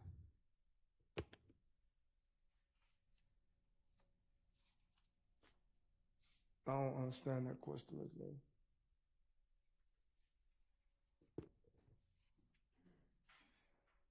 Is this the first time that you have been faced with that type of question? Yes. Have you ever asserted that Young Slime Life, aka YSL, is an organization made up of 3 or more members or associates who share common identifiers that include but are not limited to colors, hand signals, and terminology, who have committed crimes intended to increase the notoriety, street credibility, and reputation of YSL? Have you ever made that assertion in your life? Yes. Okay. So when you made that assertion, are the 3 names that you just gave the jury the 3 members of YSL that you were referring to when you made that assertion? Yes. Okay. So, as it relates to yourself, how did you mean for your crimes to increase the notoriety, street credibility, and reputation of YSL?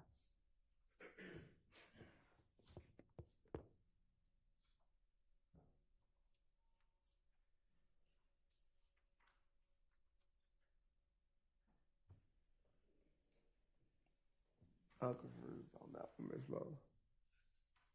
I ain't gonna lie. I'm sorry. What, I'm confused on that one. I ain't gonna lie. what are you confused about? I'm confused on what you asking. Which part are you confused about?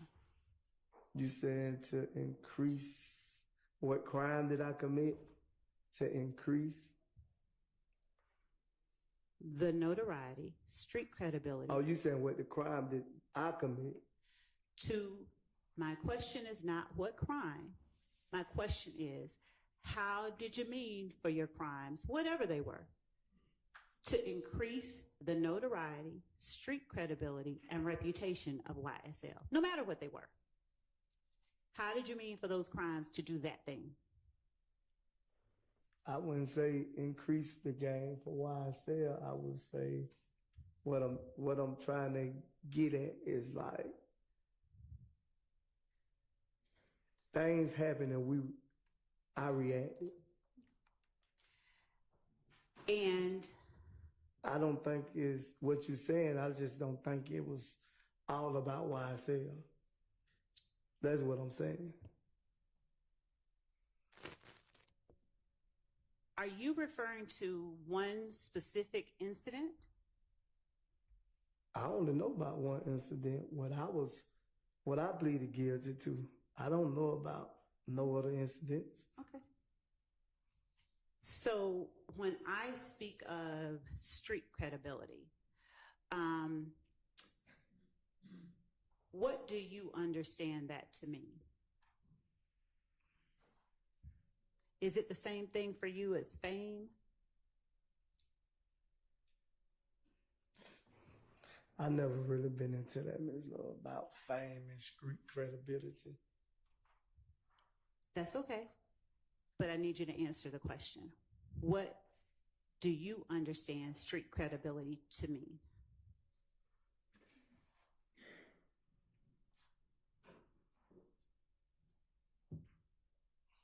I'm stuck, you know. Why I'm are you stuck stuck? right now because I don't understand what a street credibility is. Do you know what fame is?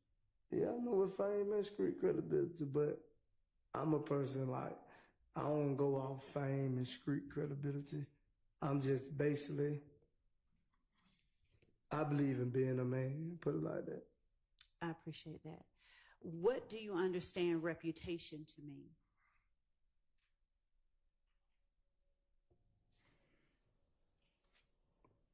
You're trying to uphold a reputation, right? I can't give an answer. You have to give the answers, okay? What do you understand reputation to mean? A name in the streets. Okay. So how did you intend for the crimes you committed to boost YSL's name in the streets?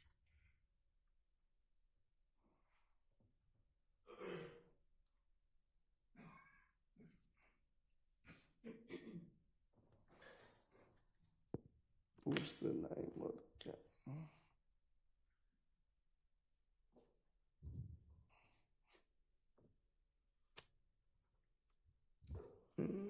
I'm trying to think how to answer this question. Just tell the truth. I'm gonna tell the truth. I don't know but the truth. I'm just trying to think a way of saying it with the truth. Just say whatever's in your mind right now. Ain't nothing in my mind right now, but what I say. Okay. Do you need a minute? Yeah. Okay. Could you come back to that one? No.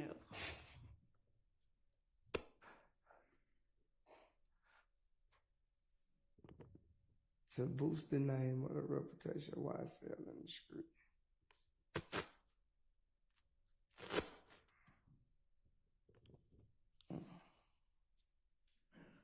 That's a good one.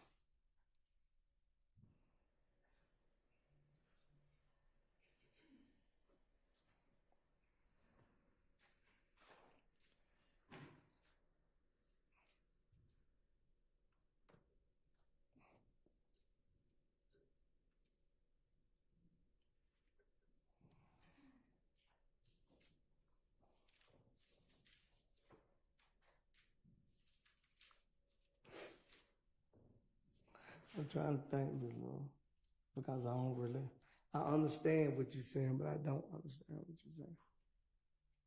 If that makes sense. What do you mean? You understand, but you don't. Because you saying trying to boost the reputation of YSL in the street.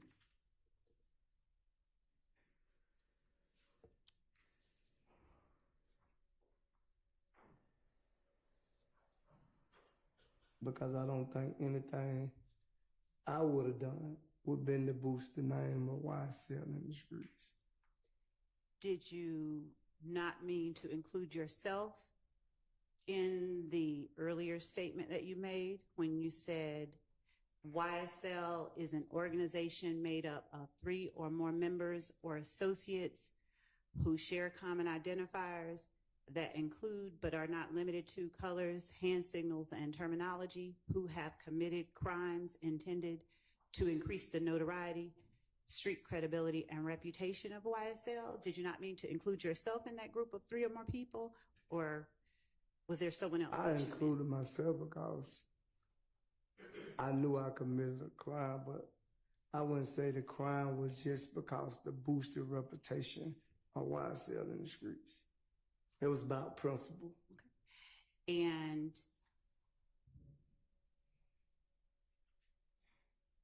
when you say it was about principle in what way as it relates to YSL? Because that's what I'm talking about. That's why the question hard to answer, because you keep putting it as YSL. Now, you said I keep putting it as YSL. Yes. Did you testify earlier that the statement that I read to you during my question is a statement you made? Did you make that assertion on December 28th, 2022? Is that something that you said yes to? Yeah, but I didn't make that question or that answer. That was your question and your answer. And when I was trying to correct you on that, you wouldn't let me correct you on it. Now you're pointing at something that may or may not be referenced in a moment. Yeah. But let's just talk about what you just said. You said that was my question. Yeah, I did initially. You said that was my question and my answer. Yes. When you say my answer, what do you mean? The answer of the question. You just said, like, that question you asked me, it already had the answer on it, and I initiated. I'm sorry. Are you saying that there is a question on some form that I gave to you? Yeah, it sounds like a question and an answer already on it. Okay. Could you repeat what you said? Yes. My question to you is, on December 28th, 2022, my first question was, what 3 people who were members of YSL did you know about? I said me, Garnison, and Zachary. Who had committed crimes intended to increase the notoriety, street credibility, and reputation of YSL. And you said you, Garlington and Zachary. Right. And my question to you was, how did the crimes that you committed, let's use another word, how did those crimes make YSL more popular in the streets? You saying crimes, and I'm saying there's only one crime that I committed. You saying crimes, you using more than one crime. Okay. So we'll say crime. How did the one crime you are talking about right now make YSL more popular in the streets? I don't think it made YSL more popular. Okay. How did it increase the notoriety of YSL? I don't think it increased it either.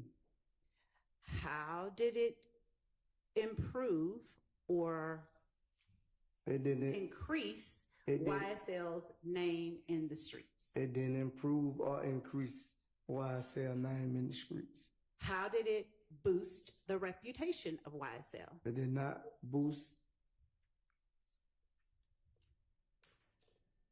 What now? It did not boost the whatever you just said or YSL. Okay.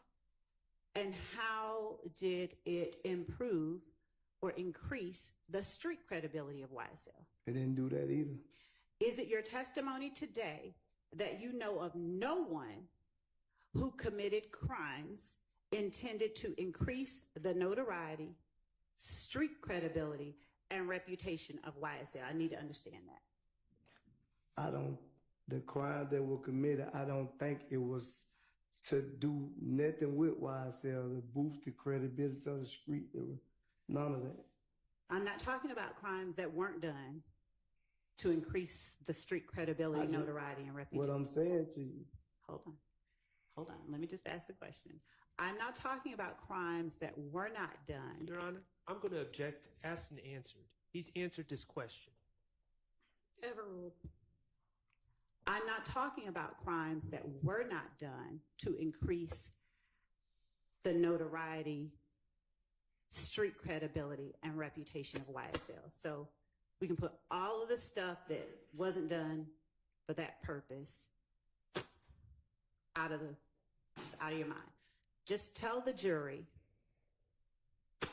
how did you intend for the crimes that were committed to increase the street credibility, notoriety, and reputation? Your Honor, I'm going to object. That's facts, not evidence. He has repeatedly said there were no crimes committed, and she is assuming crimes were committed on behalf of YSL in her question. Sustained. Is it your testimony today? Let me rephrase. Do you know of 3 or more members or associates of YSL who have committed crimes intended to increase the notoriety, street credibility, and reputation of YSL? No.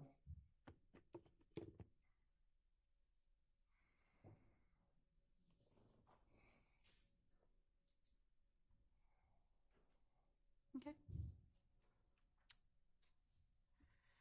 Do you consider yourself a member or associate of YSL?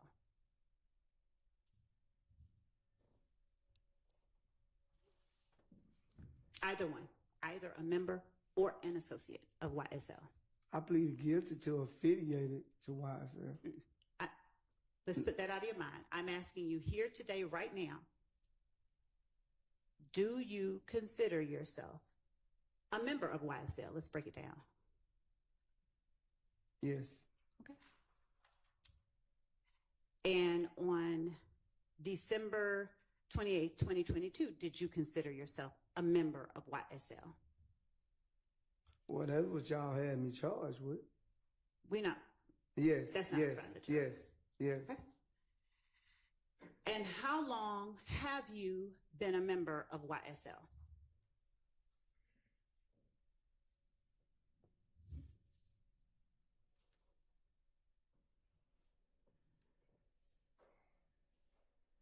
I don't recall exactly how many years it's been. Do you remember what year you first became a member of YSL? No, I don't remember the year that he first started saying with YSL. I don't remember. Would showing you a document with your writing on it and a year on it that you signed on December 28, 2022, refresh your memory? Yes. Okay. Your Honor, I'm going to approach the witness with what I will mark as State's Exhibit number 444 Yankee. And I will show it to counsel for either the defendants who wish to see. All right.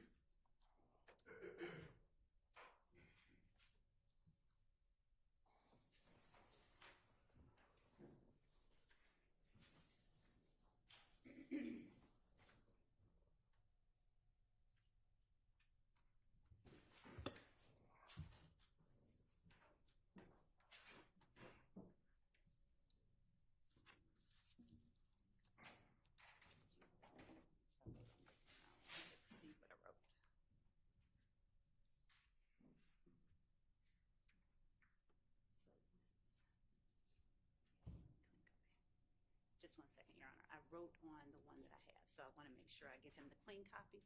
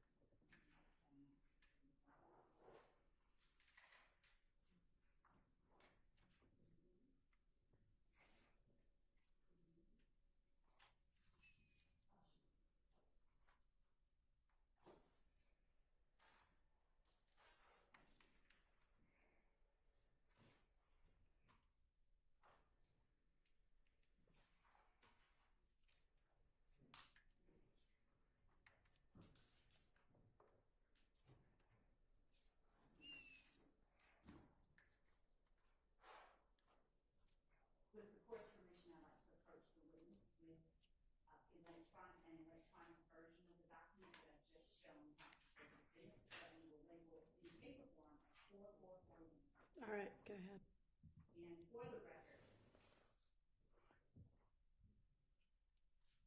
for the record, I am showing the witness the third page of the document. So page 3 of 7 and the second blank under section 4.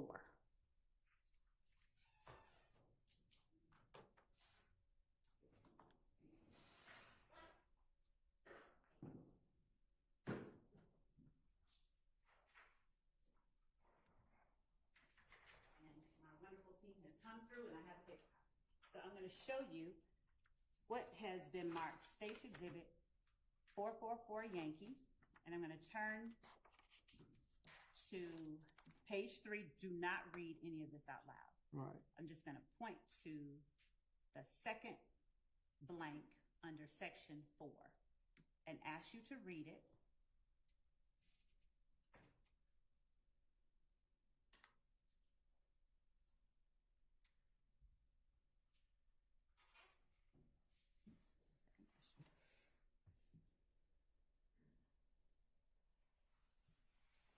Does reading the second blank of the third page of 7 on State's 444 Yankee refresh your memory? Don't read it out loud. Yes.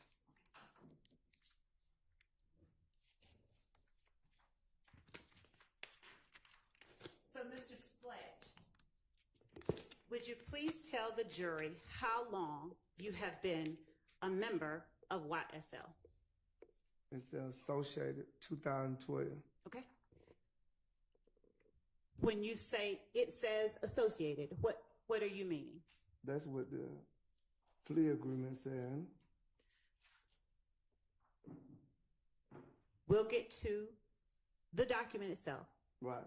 Right now, I'm asking you, since you've testified that you are currently a member of YSL, how long have you been a member of YSL? Since 2012.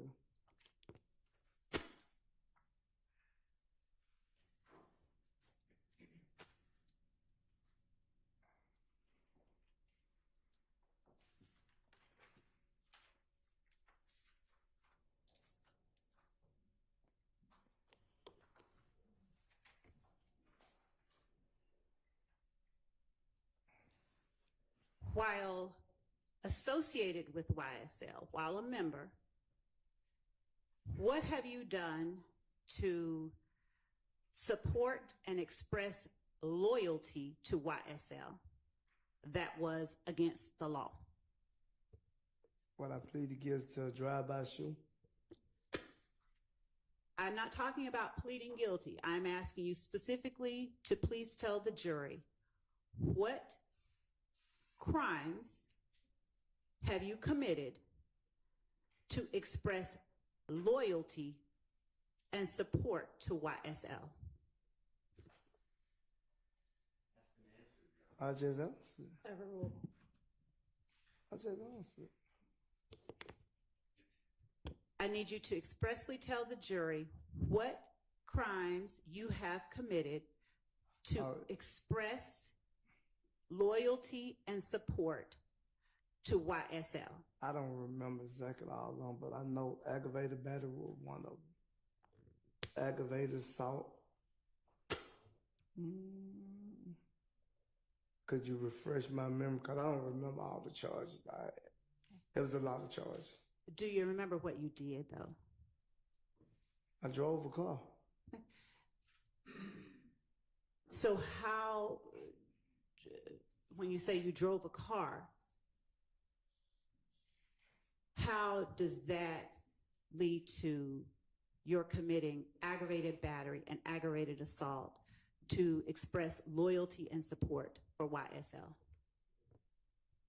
I wouldn't say YSL. I say it was basically helping Demika Gunner and Quindarius Zachary. Have you ever stated that you committed a drive-by shooting to express support and loyalty to YSL? Yes, because I pleaded guilty in 2017. Regardless of your guilty plea, I'm not talking about. Well, that's the reason. That's the reason I signed that question. Okay. So since I haven't referenced a question for the jury, I'm trying to keep the record clear, okay? I'm just asking you about acts that you committed that were done to express support and loyalty to YSL. I just said it. Hang on a second. Third question, ask the same question. The gentleman's giving the same. I'm going to let her proceed with this. So you may go ahead. How does driving a car lead to committing aggravated battery and aggravated assault to express loyalty and support for YSL?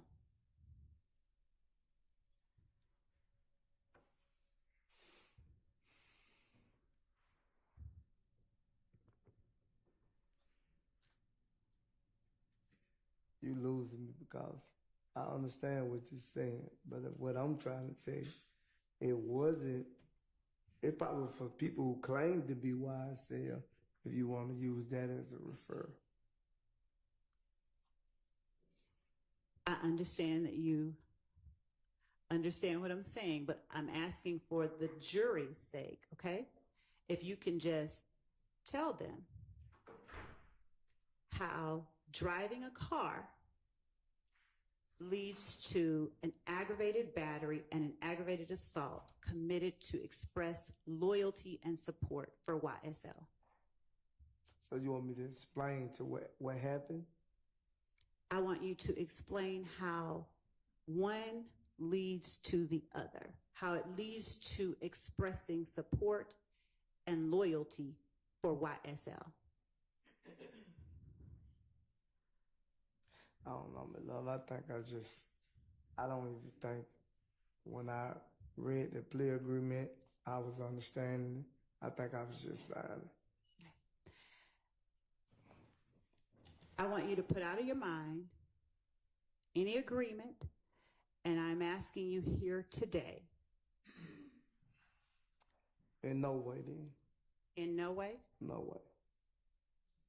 So who is it that you know who committed a drive-by shooting to support and express loyalty to YSL? I already answered that question for you. Would you answer it again then? I might have missed it. Me, Garlington, and Zachary. So given that you, Garlington, and Zachary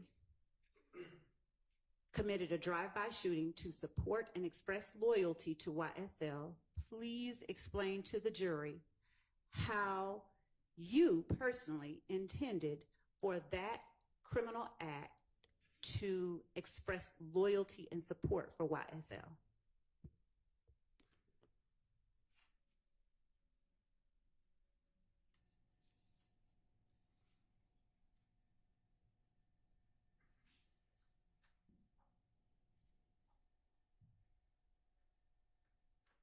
I already told you, Ms. Brother, one to express for YSL. It was just an incident. You making it seem like the crime we committed was for YSL. Yes, I did sign that. I understand what you're saying. I initiate on that question. I'm most definitely initiate on it. Mr. Sledge, since you're referencing that, and by that, just for the record, I believe that you're referring to 444 Yankee, the document that I just brought to you? Yes. Let's talk about that for a little bit, okay? Yeah, go with that. Earlier this morning, you asked if you could be allowed to speak with your attorney. Did you not? Yes.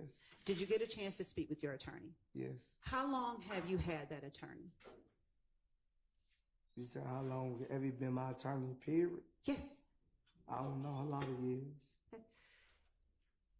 Does a lot of years mean more than 5? Yes, more than 5. Probably 15 or better. And is it a safe assumption to say that you trust your attorney? Yes. Okay. And since you're referencing 444 Yankee and you're referencing signing it, did you have access to your attorney at the time you signed it? Yes. But also, when I brought to my attorney attention about that document and told him that that wasn't correct, he came back to me and told me, you said initial, and then I'll be able to explain when I come here today. Mr. Sledge, please tell the jury whether you requested certain items that were different than what is contained in 444 Yankee to be either changed or removed from that document before you signed it. When I tried to get it changed, he came back to me and said that you wouldn't change it. Them is exact words to me.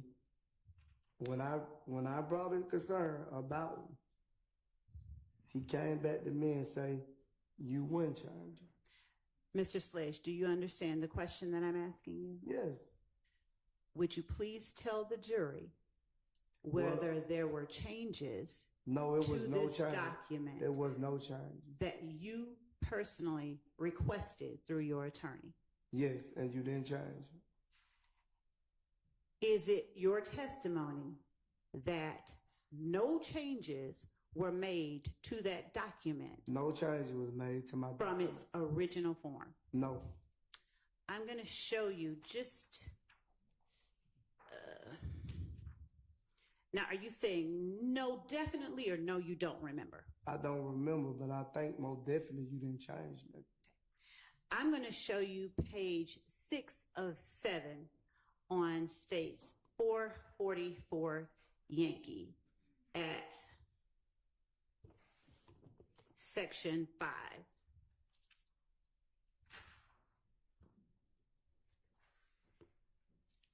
If either right. Council needs to see it. I'd like to. Yeah, right. You may. Okay. Yes, can you step outside into the hallway, please?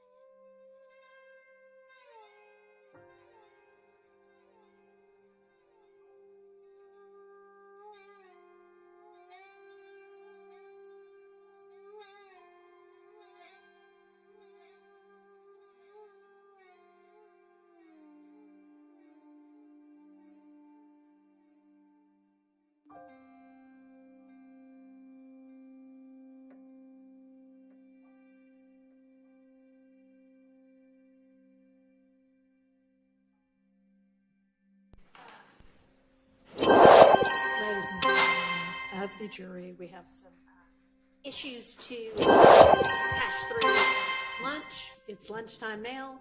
So we're going to take our lunch break now, and let's plan to be back. Does everybody think 1:30 gives everybody enough time to do what they need to do? Or That does give the state sufficient time if it suffices for 1:30, 1:45, 1:30? Okay. We'll see everybody back at 1:30. Thank you.